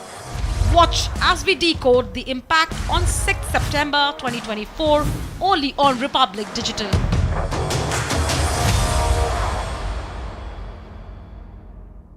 Republic Digital is all set to drive the spotlight with its first ever roundtable series. AI and tech, fintech, consumer goods and retail, automotive and mobility. Watch as we decode the impact on 6th September 2024 only on Republic Digital.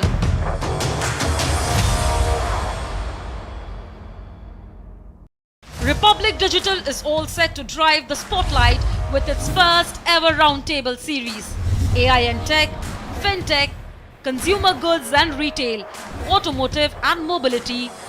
Watch as we decode the impact on 6th September 2024 only on Republic Digital.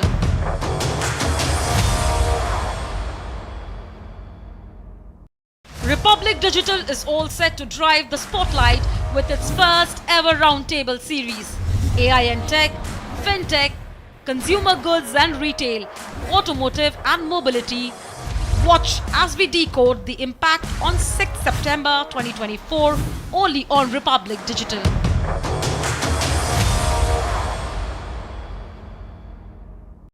Republic Digital is all set to drive the spotlight with its first ever roundtable series. AI and tech, fintech, consumer goods and retail, automotive and mobility. Watch as we decode the impact on 6th September 2024 only on Republic Digital.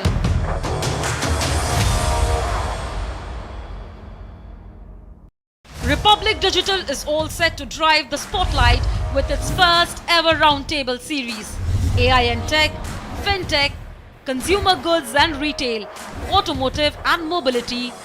Watch as we decode the impact on 6th September 2024 only on Republic Digital.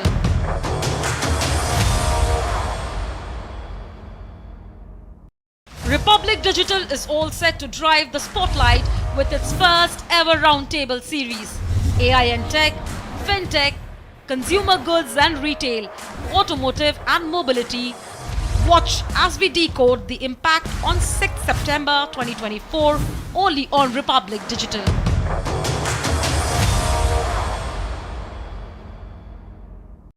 Republic Digital is all set to drive the spotlight with its first ever roundtable series. AI and tech, fintech, consumer goods and retail, automotive and mobility. Watch as we decode the impact on 6th September 2024 only on Republic Digital.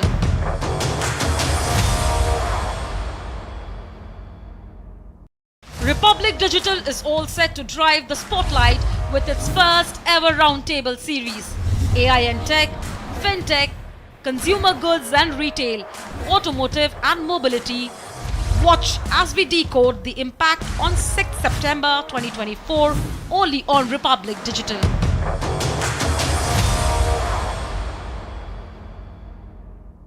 Republic Digital is all set to drive the spotlight with its first ever roundtable series. AI and tech, fintech, consumer goods and retail, automotive and mobility. Watch as we decode the impact on 6th September 2024 only on Republic Digital.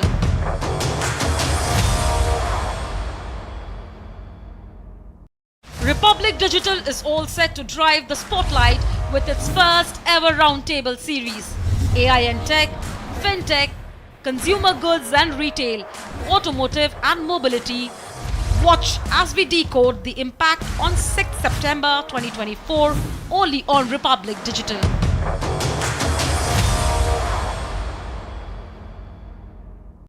Republic Digital is all set to drive the spotlight with its first ever roundtable series. AI and tech, fintech, consumer goods and retail, automotive and mobility. Watch as we decode the impact on 6th September 2024 only on Republic Digital.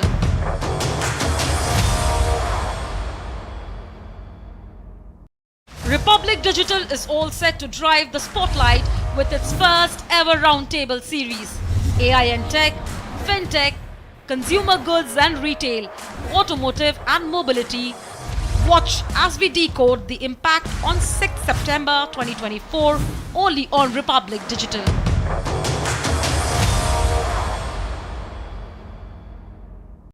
Republic Digital is all set to drive the spotlight with its first ever industry, ladies and gentlemen, is the 5th largest in the world, continues to evolve with advancements in technology and changing consumer expectations, patterns.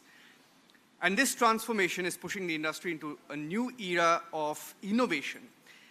And on the panel today, we are very, very excited to welcome some of the brightest minds, some fantastic people who are doing fantastic work in this industry, in the automotive sector, to discuss the key factors that are driving this transition and what the challenges and the opportunities are. So let me introduce our panelists today. I have Narayan Subramaniam, the co-founder and CEO of Ultraviolet Automotive. Thank you, Narayan. I have Puneet Agarwal. Puneet Agarwal is the head of Smart Mobility and Sustainable IoT GeoThings. Thank you, Puneet. I have Vikas Bardia, the founder and CEO of Chauffeur. I have Suhas Rajkumar, who's the founder of Simple Energy. I have Paras Shah, the co-founder and COO of Kazam.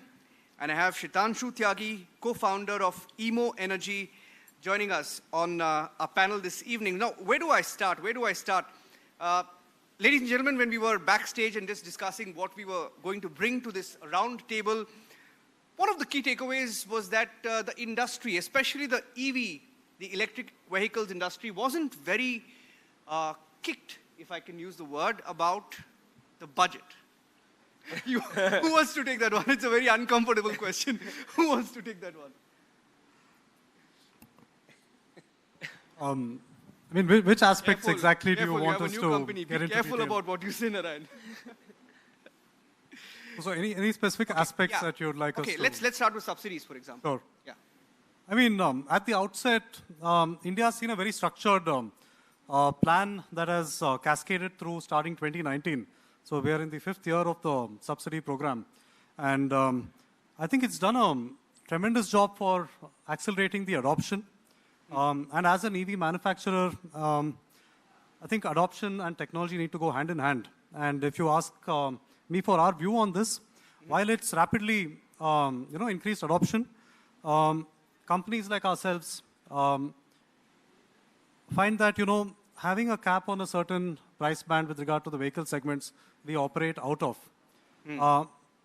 is something that we could relook at from the upcoming updates to the subsidy perspective. Okay. And I'll tell you why. Because while mass adoption is important, and I believe India has got everything it takes to become a technology powerhouse in the EV spectrum in the next 5 years. Yes. And if we need to do that, we need companies that are focusing both on mass, on the infrastructure side, like my colleagues here, and of course on building cutting-edge technology. And it's going to be an even mix of all of this. Yeah. Especially, I must say, Paras had some strong views on it, subsidy. You want to take that? Yeah. Paras? So earlier in FAME 1 and FAME 2, we had EV subsidies on specifically focusing on four-wheeler segment, but the volumes are coming from two-wheeler, three-wheeler, and other category as well. There is a good change which has happened from the government side in FAME 3, where the allocation on the subsidy for all type of vehicle have increased. So super excited to see FAME 3 and very positive on that note. Yeah. How soon do you expect that to happen, Suhas? FAME 3. I have some breaking news on that, but I'll... I think it was expected tomorrow because I heard it 1 week back that, it was supposed to be, framed out first week of September. Yeah. But some sources say it'll take about a month or two. I hope it comes in fast, and I hope there are major changes, especially on how they're bracketing the ex-factory prices and ex-showroom prices. so that, quality products kind of get an opportunity to, sustain themselves, and rather than, building something offload and just trying to, put up out there. And I think R&D needs to be incentivized in India. Okay. In my opinion, FAME 3 should, kind of look at companies which are deeply focused on deep tech in terms of EV, of course, charging infra and other aspects. I think if that can be included in this, it will definitely boost the entire industry up. And apart from that, the demand is always there. Increase the subsidy on the prices that are currently, been slashed, as you mentioned. I see that two big players are very, very, I wouldn't say two, many of you here are very, very particular about the subsidy subject. Okay, I'll just add one thing. Yeah, go ahead. It's kind of even a bit more important now because we're in a high interest rate environment, right? So a bunch of people who were earlier, they not only got subsidies, they got cheaper financing to buy their vehicles. Right now, the cost of financing has increased in the past 2-3 years. That combined with, let's say, removal or reduction of subsidies is in general going to engender lower adoption. Because now, not only are they more expensive compared to what they were earlier, the cost of financing has also increased. Yes. Okay. While we're on the subject of FAME 3, because I don't want to come back to the subject later, let me put this question to Shitanshu as well. Why is FAME 3 important for the industry?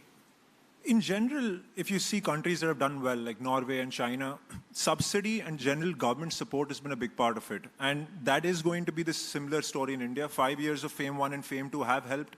You've seen two-wheeler adoption go up. You've seen three-wheeler adoption go up. But the one thing that also is happening is the focus on consumer subsidies, I think, should go away, and it should be to companies itself. The companies that are doing well, that are actually establishing businesses, it's a lot easier to fund that than the complex process of FAME returns, claiming subsidies. There have been a lot of companies that have made a lot of misuse of that whole concept of FAME subsidy. So just to keep that a more streamlined approach, I feel supporting businesses in the first end, instead of supporting consumers at the last end, I think is a lot more fruitful for the industry in general. And there are PLI schemes, but then again, they have caps which make it very difficult for smaller companies or MSMEs to actually claim that. Yeah. Okay. So Puneet, I won't ask you too much about the subsidy question. I know you come from a different, a vertical there, but what are the challenges as you see it in the electric vehicle segment? I think it's a combination of things. One of the things which are here is the subsidy and adoption, the initial adoption curve, which I'm sure everybody is looking at, not only from consumer perspective, but also companies bringing out more. So it has to, I think it's a balance which has to maintain from both perspective, and it's very tough for government to decide which side to give when and how much to allocate to what, including the charging infrastructure as well.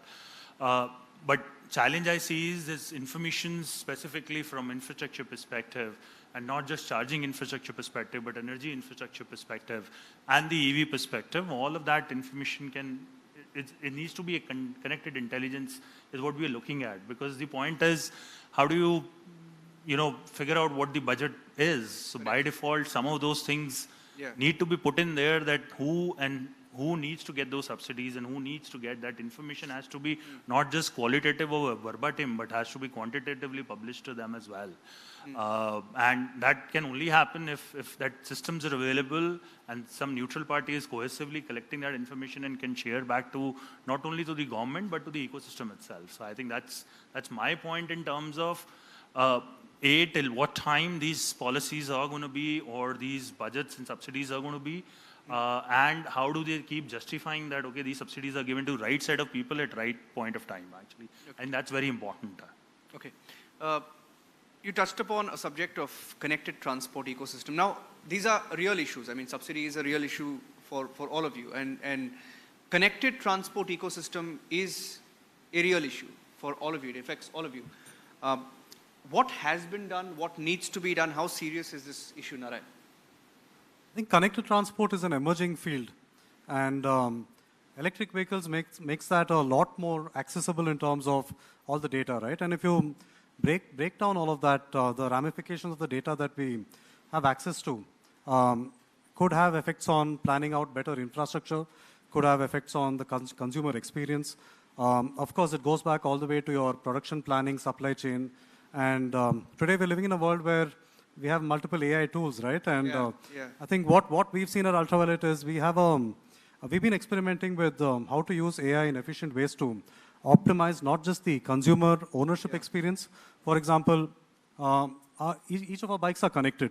So before an owner comes in for a service, the brand knows what needs to be done with the vehicle, right, on the front end.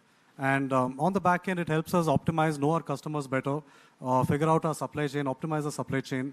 And of course, at some point, at a critical scale, which is the whole industry coming together, all of this is going to play a role in infrastructure development, improving road qualities, figuring out which parts of the country needs attention on what parts of, the physical connect between use cases from two-wheelers, three-wheelers, four-wheelers, all the way to long-haul transport systems. And of course, energy efficiency across each of these platforms is also going to be different. And the requirements on the grid, planning that out as you scale charging infra as well, comes into play here. And everything being connected is, I think, a golden opportunity for us to really build a sophisticated system. What are the current challenges as they exist today about the connected transport ecosystem? For example, you have this logistical issue when the government puts money aside for charging stations. There are logistical issues on the ground. There are real-world problems that you guys face. Why don't you talk about it? Correct. So, I will take connected system in two parts. One of the thing what government and we as a company are solving, one of the major issue is there are certain sets of CPO which are charge point operator who are putting charging station at location X. And there are certain kind of vehicles which are running on location Y, right? So government has initiated a new process called UEI, Unified Energy Interface, where all the charging stations which are been installed pan-India will be coming to one single network. It is an intelligent platform where you will know all chargers from 3 kilowatt to 240 kilowatt range of chargers coming into one single platform, and it will be shown to all users. The user can be an OEM partner like Simple Energy, Ultraviolet. It can be a fleet partner like Blue Smart, or it can be any kind of e-commerce partner like Swiggy, Zomato. The whole objective of connected vehicle or connected ecosystem is to increase the utilization of the asset or utilization of the money which has been deployed in the market. So Kazam been one of the founding partner of UI, where we are democratizing the whole ecosystem, where all the chargers will be integrated into one single platform and it will be shown to all relevant players. This will really have a significant impact on the complete utilization of the platform. Okay, Suhas, what are some of the challenges that you face on the connectivity front?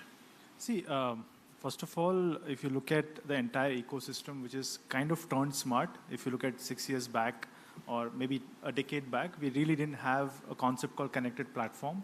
We were purely about building up and just analogs and doing things. Today, why connected platforms are important is because at Simple, we have about 30 lakh kilometers of customer-driven data. So our biggest feedback from the consumers, which are really smart people, that we don't have real-time access to certain aspects, and there is no quantification, as you mentioned, right? How much of charging is required? When do I charge? How do I charge? Etc. etc. So we never had those aspects when we were beginning, right? And one more thing is, when you have a public information which is clearly laid out of all the vehicles out there in terms of daily commutes, what's the peak, what's not, and how the charging is done, etc. And you have a real-time accessibility to all kinds of charging network around you, and which is AI-enabled, of course, as Narayan mentioned, that AI is the next big thing that automobiles are really looking at. But when you have this aspect coming in together, and we have a platform which is accessible just not by an OEM but a customer also, and gets a real-time feedback, I think that makes everything easy for everyone across, because every company is kind of investing in data-driven aspects and also AI modules now. I think that investment can be put into better use if we have a connected aspects across the industry, just not OEM related. I think with Kazam also, as you mentioned, right, government is trying to bring in a unified platform which kind of helps in the charging infra. But I think on the contrary, but I think we should also look at how customers are consuming electricity on the electric vehicles, one, because that improves your grid infrastructure and gives government a data of what exactly is the consumption is going to be next 10 years or 50 years. How can we improve our infra, because grid infrastructure, and how we can shift towards more eco-friendly ways of generating electricity. I think that is a very key part of India's goal of achieving net zero carbon emission. I think this will also be part of that connected platform, just not OEMs or things. I think it's a larger picture that we should look at. Okay. Puneet, of course, you have a very, how do I put it, proactive government on the issue of EVs. Of course, there is much more that they can do. You know, when such thoughts come in, and they're from the startup ecosystem, the guys who are young, the guys who are energetic, the guys who have so many ideas. I mean, all of you have fantastic ideas. But do you feel at a policy level that proactiveness is finding a reciprocation? Is there something more that the policymakers or the bureaucrats can perhaps do to help this industry? I think, look, they are taking initiatives step by step, and those are in the right direction. Obviously, there are certain things more in terms of connected transportations can happen as well. And that can be part of the policies if they want, but I think the priorities right now are very different. Yeah. And hence, if you think the focus is much more on what they're doing right now. Yeah. So the steps are there. Can it be proactively thought? Yes. From connected ecosystem perspective, the thought has to be based on primarily 3 I's. It is that everything has to be integrated, which is, you know, interconnected with each other. Yeah. When I say interconnected, that means your EVs, which is your electric vehicle, your EV infrastructure, which is primarily all charging infrastructure or battery infrastructure, and within EV batteries as well, that's one of the important component. And third is your energy infrastructure, which we just talked about. So all of them have to be interconnected. And then the second point is that they have to be interoperable. That is the second I, actually, because we can't operate in silos for each other, actually, right? So all of them have to be interoperable. The standards have to be from that perspective. One of the points which he shared about that how do we get that interoperability, actually. And the third is intelligent. So if they are interconnected, if they are interoperable, the intelligence will come because the data is available on a common platform today, right? And that is something which Narayan and a few of the other gentlemen also said is, in EV, specifically in India, we can leapfrog this because nobody else has been able to do it. And we as Indians are known to leapfrog in certain segments. Especially when it comes to data. Yes. And we can be the first in the world probably to get this in the common platform for everybody, actually. And that's what we primarily do, is enable these 3 I's for anybody to come in and actually do that. And the common fabric for them is connectivity. You know, for any transportation ecosystem, right now we talk about physical connectivity, which is highways or roads. But what you need is a digital highway and digital roads for connecting specifically EVs. And that is what is needed. Because how these EVs perform in Kashmir versus Kanyakumari versus, you know, a very rainy season or a north where it's sweltering heat, actually, you really need to have that information. And some of these OEMs will be much more present in that area, right? So how do we build that overall ecosystem and have that common platform with these 3 I's? I think that needs to be focused and brought in together in various forums. And who can bring all of these 3 parts, energy, infrastructure, EVs or automotive, these segments, all from government perspective also have to be brought on one platform or one forum who can talk about all of that. Because this is what's going to build this ecosystem together. It's not one or the other. I think it's all have to come together to give this. It's a fantastic thought. I mean, you made a point, you know, earlier when we were speaking. You said, and I'm putting this question to you, Shitanshu. You said there are more vehicles in India than homes. Oh, absolutely. There are more vehicles in India than homes. Absolutely. And if we could track as a country and give the world an example of during COVID, the manner in which we rolled out vaccines, and it was all primarily got to do with data. If we can have your RFIDs on every vehicle, right? At toll plazas, there's no reason why all vehicles in India can be connected, right? Shitanshu, it's a great idea, but is it possible? Absolutely. I think the technology is there. There's a lot of companies that are working on this. The intent, though, to actually standardize and make something interoperable, for example, is very difficult in this segment. There's a lot of different hardware players. There's a lot of different software players. And if you take UPI, for example, and so a lot of people mentioned about UEI, to implement UEI versus UPI, the level of difficulty is immense because there's so many companies. You need to standardize chargers, batteries, IoT devices. All of these to come on one platform, I think the government really can't just be recommending. It really has to mandate, and mandate to the point where everybody has to do it or you're kind of out. That becomes extremely difficult in an industry which is still evolving. There's a lot of us who are still developing more advanced ways of doing things. So there is a catch-up game here involved. But I do believe that there is the intent at least to have some data being tracked on every vehicle. So we as a battery company, for example, track a lot of battery data, which we believe in the future is going to be very critical for used vehicle financing, used vehicle insurance. Even just how do you know whether the battery is degraded first or the vehicle is degraded first? These are a lot of issues which I think the government is trying to address, a lot of private companies are trying to address. I believe in the next 5 years, there will be a lot more movement on this, but a hardware-driven industry for a country like India, where there's so many parties involved, is very difficult. And I'm bringing it down to some questions on the minds of the common man, right?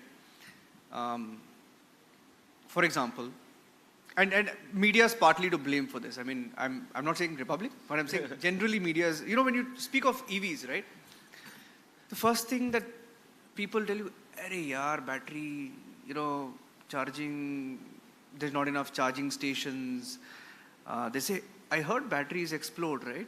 Right? Like, how do you address these concerns to a market that you want to evolve, that you want to grow?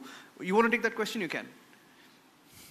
Yeah, sure. I mean, we run a fleet of 100 EV cars, and I think the challenge is real because before we started this business, spoke to a bunch of drivers, spoke to a bunch of EV users, and people have all kinds of anxieties and doubts around a new piece of technology.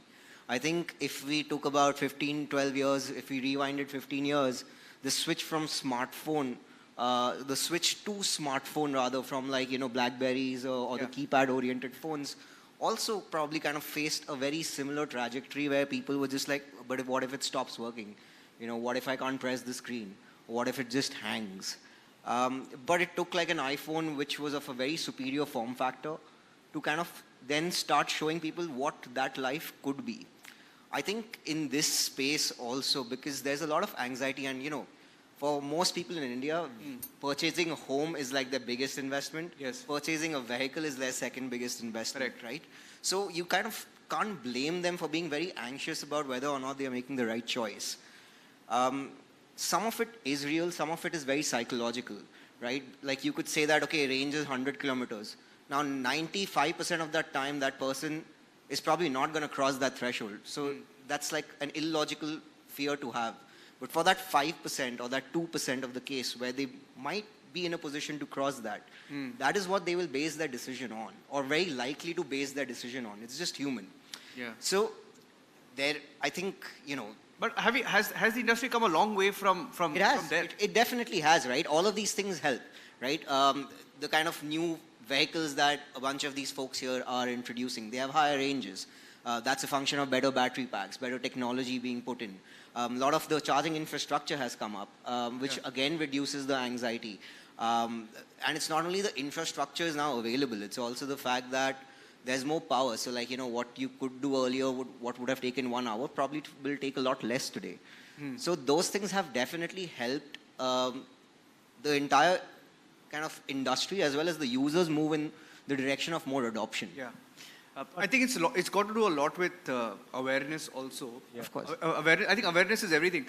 I'll confess, I didn't know too much about the EV industry and the kind of advancement in EV bikes and technology, right? Until just before we came in, we had a very friendly banter when I said I travel 150 kilometers in Noida.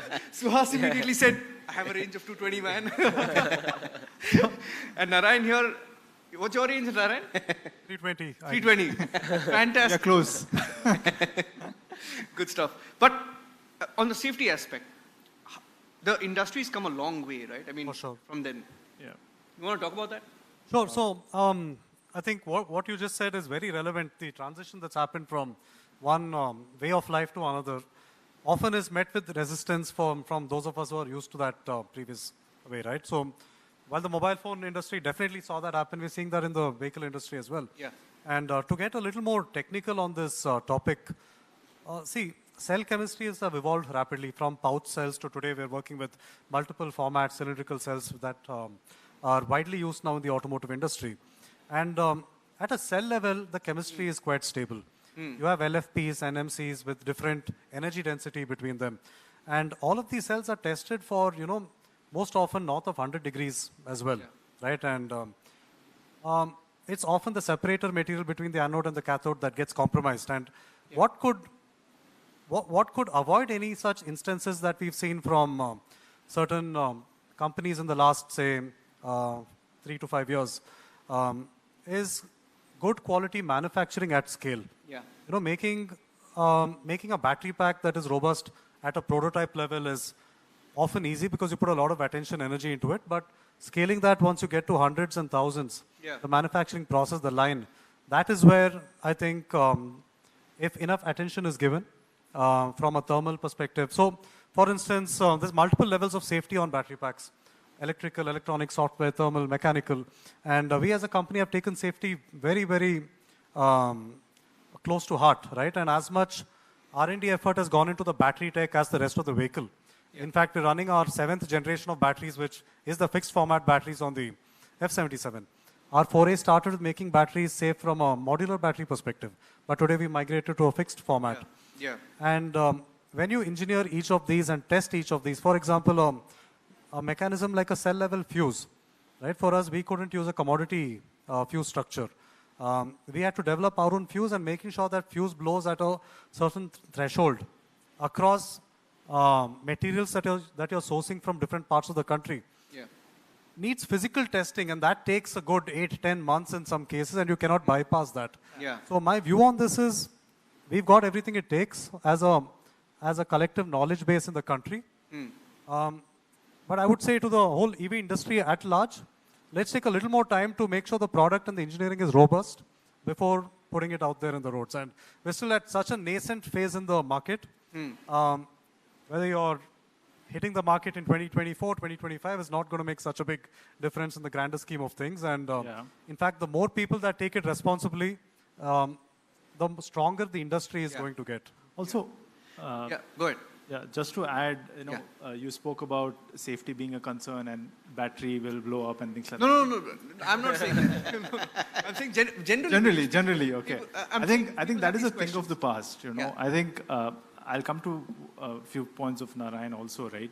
Because I can correlate to him because Simple has spent 5 years just on the battery packs, more or less on that. But I think media can educate the consumer on the quality of the products that companies are bringing in, right? We have never had a roundtable on the guys who really qualify the battery standards, which was laid out in 2022 by the Government of India. Let's give some credit to Government of India after the fire incidents happened in March 2022 when they came up with regulations. Brilliant, thing. Of course, that kind of impacted a lot of timelines, but I think media can play a big role, getting stakeholders which are serious about it. I think media should do an independent audit, go to factories, go to R&Ds, see what those companies are doing, bring them on the table, educate the consumer. This is where you should be looking at your products coming from, not from XYZ of other countries and of course, a few things here. And as Narayan mentioned, it's just not about certain chemistry or anything. It's just purely how you kind of pack it together, how you implement, and how do you get the quality in, right? For example, at Simple, we developed our own PCM with IIT Indore. We collaborated with the institution of India itself, right? India has immense talent, and we can solve battery technology in mere of very small time with the right efforts and right attention. I think we don't have to really worry about battery as a problem today. It is just it's a misconception. Because of few examples in the past. But I think today we are more advanced, and I think it's just right education. I think media can play a big role in this.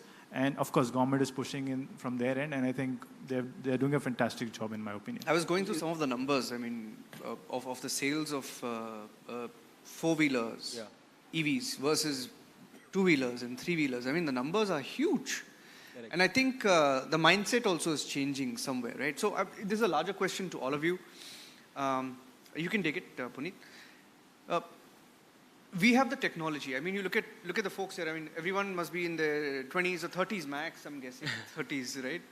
28. Okay. 30s. Okay, 20s and 30s, right?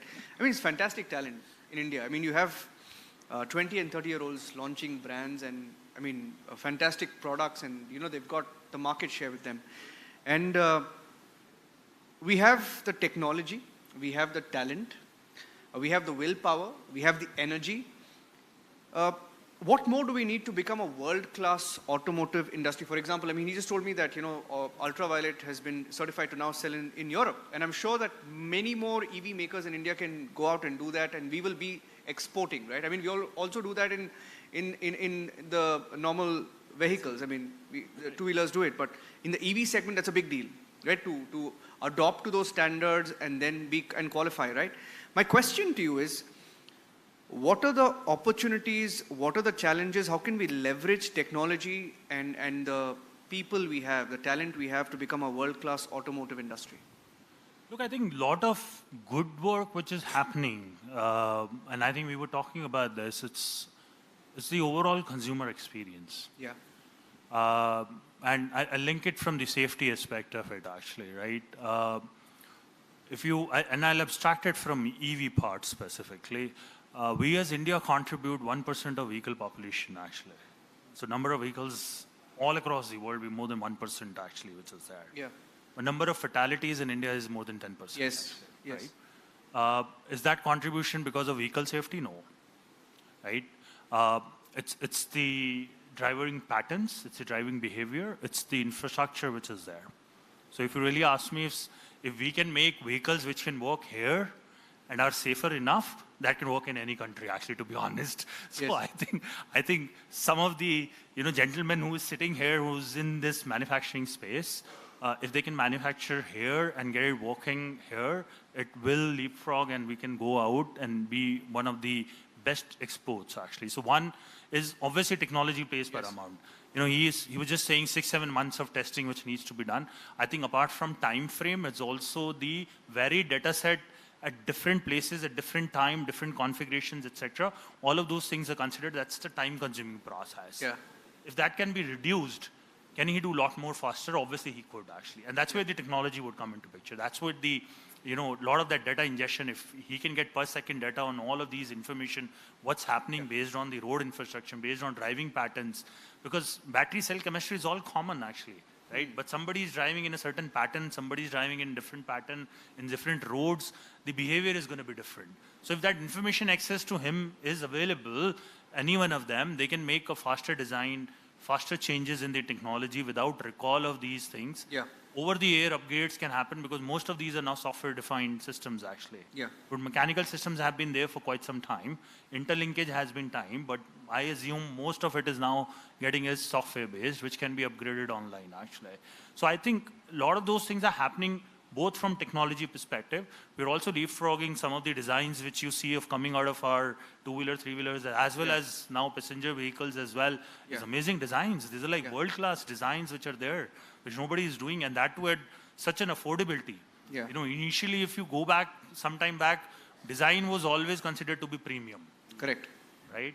And we were talking from chauffeur perspective also, they give a premium experience and a premium service, but an affordable price. Because that's how we are, right? And if I can do that and take it outside, who wouldn't want to take it, right? Yeah. They would want to take it, actually. Absolutely. So I think it's a combination of that technology, experience, design, and the faster churning out these things, which we can take outside. And I think we will be, anyways, we are third largest automotive, economy in the country, actually, anyways. Because you touched on a very important point, I'm just sort of deviating a little bit here because it's very important. I'll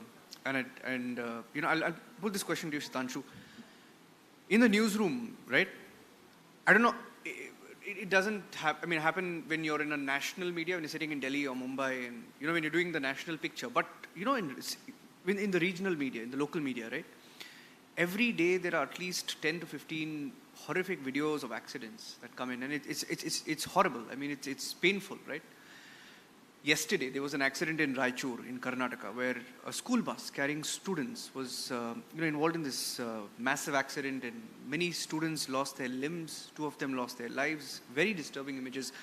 On the issue of reducing accidents and safety, right? Where are we at? What can we do? Right, I think there's a lot of things we need to do right? Like all the way starting from how we lay out policies around this. A lot of people have talked about infrastructure improving. Vehicle safety standards itself, if you take us globally, we're still far behind, let's say, some of the US or some of the Europe standards. There's a lot of push for more airbags for passenger vehicles, but you'll notice that in buses, there's nothing. Buses is just a steel shell with seats protecting people. So the vehicles that actually matter, we've obviously done a lot lesser work than what is expected. So there is multiple layers to solve this. I think there is a lot of companies at every level trying to solve this, but from the government side, again, a push to really mandate like buses with a certain level of safety, cars with a certain level of airbags, people really being pushed to put seatbelts on all the time, because that's an 80% risk mitigation itself. Yeah. We as a country just hate seatbelts in general. Like even cars, we put it behind our backs, we try to just plug them in, and we're probably one of the few countries that are actually so against it. Like backseat drivers in cars probably never even use seatbelts. So mandating some of that, having electronic systems that study your data from across from safety levels, using that to improve. Yeah.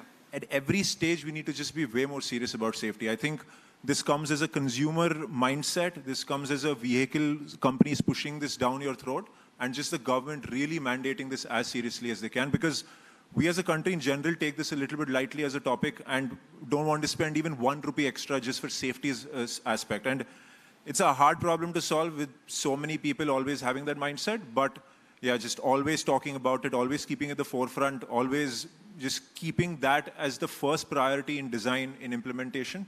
That's all I think we can do as manufacturers. Yeah, design is one, but on the implementation part, are there serious issues? I mean, because you look at the age of, for example, buses in the rural areas and the quality of these vehicles, and you spoke about drivers and behavioral patterns. So how do you solve this problem? I think with the new EV connected vehicle system coming into place, for example, say one of the things what all EV manufacturers are doing, if the vehicle is running at a specific, like I was taking a chauffeur, I was taking an EV cab, where if the driver is driving at a speed above 65 or 70, right, the system automatically triggers it and tells the driver not to drive above 65. So what I'm seeing as a transition from a mechanical ICE engine vehicle to EV, because of the connected system, a driver can be given notification, a push notification, or even an IVR call, where if the pattern is breaking, for example, if he's driving rashly, if the driver is driving the vehicle rashly, it can be solved at an immediate basis. The notification can be gone immediately, and then of course, if we go into the BMS system, they can even lower the power of the battery or even the motor, and the vehicle can be even stopped. So by using the connected vehicle system, we can definitely reduce the vehicle fatality rate. I think we can just solve it by two things, right? Now let's just not ignore the fact that ADAS is very advanced, right? All the passenger vehicles, government can just come with a policy. You need to have this emergency braking and ADAS system at level 2 or level 3, whatever government feels right in safety standards, and incentivize those aspects to OEMs directly. Say your vehicle cost will not go up, might go up by 5%, 10%, but whatever goes up, government will support just for the commercial vehicles or the vehicles where kids are going or it is used for that, and permits of these vehicles need to be strictly audited. Every single traffic police guys are equipped enough. Now we are, putting challan for 130 kmph. I think this is easily trackable. I think we are living in an AI world. Let's not be ignorant to the fact that there is technology available. Implementation has to come from private and public sectors, and I think we can definitely put that forward. And I'm sure government is going to look at it. And if I get a stage wherever I can speak about it, I think I will push for ADAS and automation in the passenger vehicles and commercial vehicles, because just not kids, but I think a lot of truck drivers meet with accidents. I've seen every time I go on highway, I'll see 1 or 2 trucks, off the road, and there are a lot of issues there. I think if we can subsidize those safety aspects so that vehicle prices don't go up, because these are gig workers and they cannot afford expensive techs and at scale we can reduce costs. But I think government can take a big initiative here and apply level 3s or level 2s, if not beyond that. I think Europeans are easy to come in here and they can share the tech. I don't think that. Want to say something, Priya? So I'm just want to add, look, what his point is very valid, actually. Look, government has taken certain initiative. For example, they mandated certain things for hazardous carrying material, actually. And we closely work on this for retrofitted specifically. Look, there are only 2 to 3 points here. One is compliance. Government has already have a lot of safety standards and how people need to drive, but there's a compliance issue. Now, compliance is a behavioral pattern of an individual. Yes. Plus, how can you monitor it? So either putting cameras on a traffic light or traffic police monitoring it manually. But putting this ADAS retrofitted, we've already working with a lot of logistics companies where we're putting this retrofitted. Another problem is overusing of drivers. Look, we all talked about utilization of assets. Asset utilization is not a problem, but utilization of a human being as a driver, that we have to channelize. Look, he also needs to stop after every 4 hours, 5 hours, need to stretch, etc. So I think it is a compliance and the education which has happened. And compliance, one of the points he mentioned, we're working with these logistics companies, putting these cameras and having this voice system in the trucks and vehicles where we identify whether he's wearing a belt, whether he's drowsy, whether he's sleepy, so that we can prompt him, oh, why don't you stop on the side, take a rest, and do. And also their driving pattern based on these, tracking systems which are there, whether he's harsh braking, and penalize the driver, or not just penalize, but educate him later on, look, you've reached to a level 1 or level 2 or level 3 in driving patterns actually. So that their utilization, their safety is also considered. It is both ways that, it's the driver also who has to earn the money, so he will go 12 hours, 20 hours, straightforward, right? But if you really want to increase the safety, it is not just putting tech, because you have to then go back and say, this driver has driven for 4 hours, he got to stop for half an hour, otherwise this vehicle is not moving. Right? Or you got to change the driver. And that's where a lot of, I'm sure the fleet companies and the logistics companies are taking initiative, but it has not been as pervasive as, which is we want it to be actually. And I think that should happen. I'm just going to add and just say that, look, I think the tech exists in India to kind of monitor everything if you want to, track everything as much as you want to. As a fleet operator, we actually do that for all our cars. To ensure that, not only the drivers are driving safely, they kind of only drive, as you said, up to a certain limit and not stretched, because it does become a real risk, not only for the guests in the car, but also the drivers themselves, and for us as a company, for our brand and reputation. I think to answer your question directly, if we have to minimize the kind of fatalities and accidents that happen on Indian roads, enforcement is one big thing which he put across as compliance. And then kind of, making sure that incentives are aligned within the boundaries of that enforcement of the laws that have been created. Right? Because the drivers are going to drive if they're going to get paid. So you need some sort of checks and balances in place, and then you need to enforce that. But the tech exists, the tools exist. How do you enforce that? How do you get school buses to upgrade, and who pays for that? Who puts in that piece of technology? Those are the questions that we really need to answer. Okay. Sorry, running out of time completely. He's got a flight to catch as well. Okay, so I'm going to do a quick round with all of you. Of course, the next budget is a few months away. A few months, it's not too far away as well. So if there's one thing you're looking forward to in the next budget, Narayan, what would that be? I mean, it's the incentives towards electrification are on track.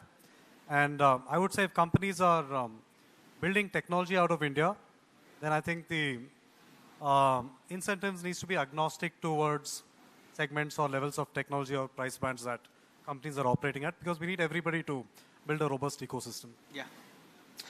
Reduction in import duties of EVs of all kinds, and definitely reduction in personal income taxes. Okay. He went no personal income. Why not? Automotive के बारे No, it impacts. Okay, let me give the auto angle. If people have more money to spend, they can buy more automotives. Of course. Puneet? I think there has to be incentive given to automotive OEMs to have this connected intelligence baked in, because I think that if that comes as a policy or an incentive in the budget, I think the adoption is going to happen much faster. And I think we got to look down few years. It will be really beneficial for all of us actually. So I think if that can happen, nothing like it. Specifically in automotive segment, look, government is doing a lot of stuff in AI and tech and everything. But when it comes specifically automotive, look, roti, kapda, makan, and gadi, right? I mean, that always we have heard, right? So mobility is something which is needed. And as I said earlier, we've like 20 million more vehicles on the ground as compared to houses. And we are increasing, percentage increase is way too higher actually. So that I think we need to have an angle here specifically from connected intelligence perspective in the automotive. And part of the budget as well. Okay. If there's one thing you want in the budget. Yeah, it's just overall lot lesser taxation just on companies who are genuinely promoting technology, right? Like I think Make in India is a big thing, but making in India is the last step. There's like 10 steps before that where you design, you engineer, you just do so many things before that. I think there should be a different structure for companies which are genuinely pushing that realm for technology in India.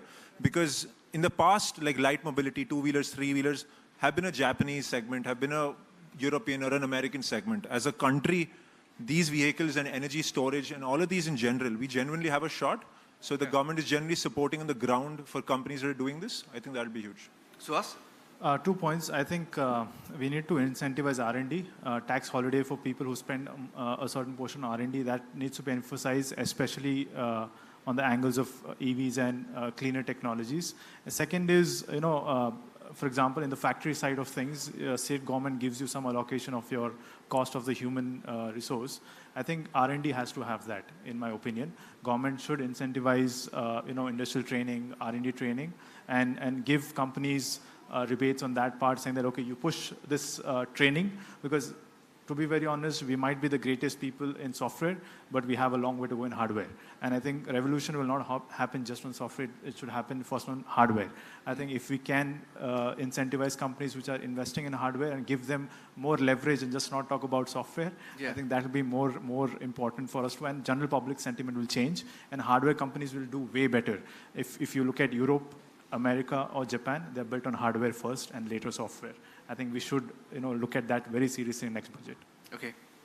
Yeah. So one of the most important thing what we feel is, at least on the charging piece, as an OEM, they are getting direct subsidy to an OEM, but in the charging piece, all the subsidies generally goes to the oil and gas companies.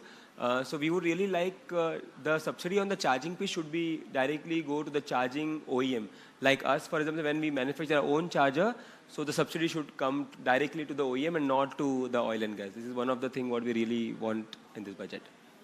Fantastic conversation, and I hope all the ideas that came on the table, and there were many, I enjoyed the conversation. I hope all of you did. Narayan, thank you for joining us. Thank you, and I'd like to say we need more forums like this. Oh, of course. A lot of interesting thoughts exchanged. Yeah, get more people who are really doing a great job to get here, debate about things, and bring out new ideas. Fantastic. I love this format, and I think we'll do it more often. I think from the Republic end, I can tell you that Shitanshu, Puneet, and Vikas.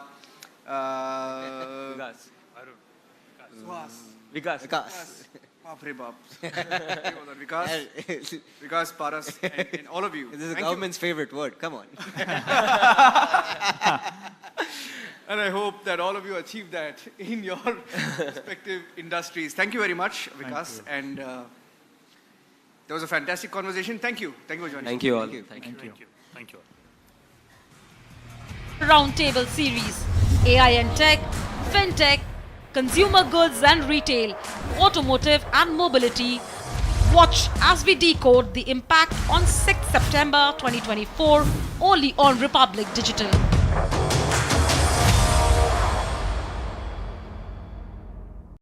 Republic Digital is all set to drive the spotlight with its first ever roundtable series: AI and tech, Fintech, consumer goods and retail, automotive and mobility.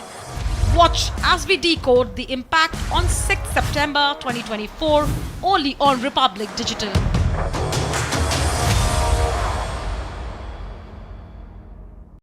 Republic Digital is all set to drive the spotlight with its first ever roundtable series: AI and tech, Fintech, consumer goods and retail, automotive and mobility.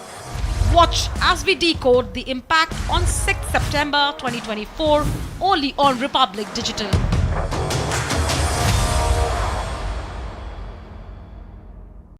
Republic Digital is all set to drive the spotlight with its first ever roundtable series: AI and tech, Fintech, consumer goods and retail, automotive and mobility. Watch as we decode the impact on 6th September 2024, only on Republic Digital.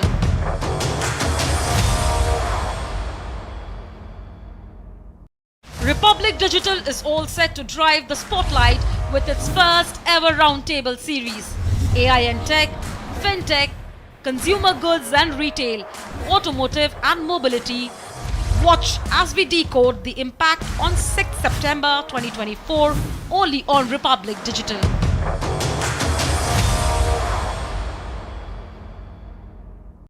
Republic Digital is all set to drive the spotlight with its first ever roundtable series. AI and Tech, Fintech, Consumer Goods and Retail, Automotive and Mobility. Watch as we decode the impact on 6th September 2024 only on Republic Digital.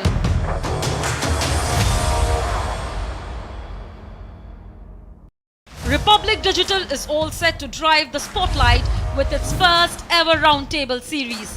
AI and Tech, Fintech, Consumer Goods and Retail, Automotive and Mobility. Watch as we decode the impact on 6th September 2024 only on Republic Digital.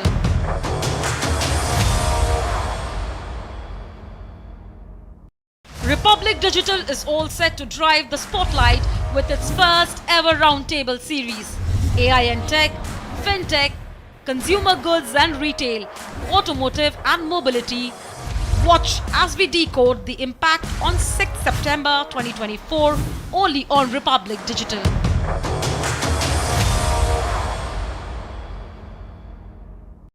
Republic Digital is all set to drive the spotlight with its first ever roundtable series. AI and Tech, Fintech, Consumer Goods and Retail, Automotive and Mobility. Watch as we decode the impact on 6th September 2024 only on Republic Digital.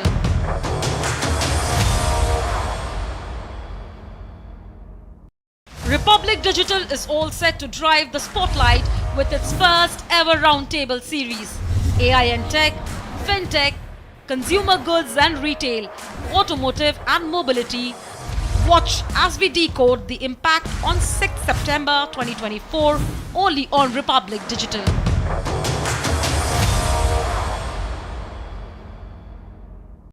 Republic Digital is all set to drive the spotlight with its first ever roundtable series. AI and Tech, Fintech, Consumer Goods and Retail, Automotive and Mobility. Watch as we decode the impact on 6th September 2024 only on Republic Digital.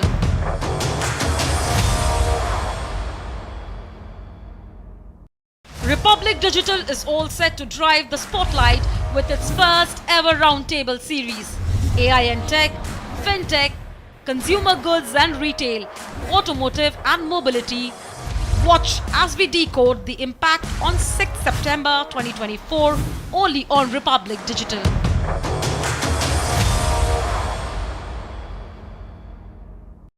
Republic Digital is all set to drive the spotlight with its first ever roundtable series. AI and Tech, Fintech, Consumer Goods and Retail, Automotive and Mobility. Watch as we decode the impact on 6th September 2024 only on Republic Digital.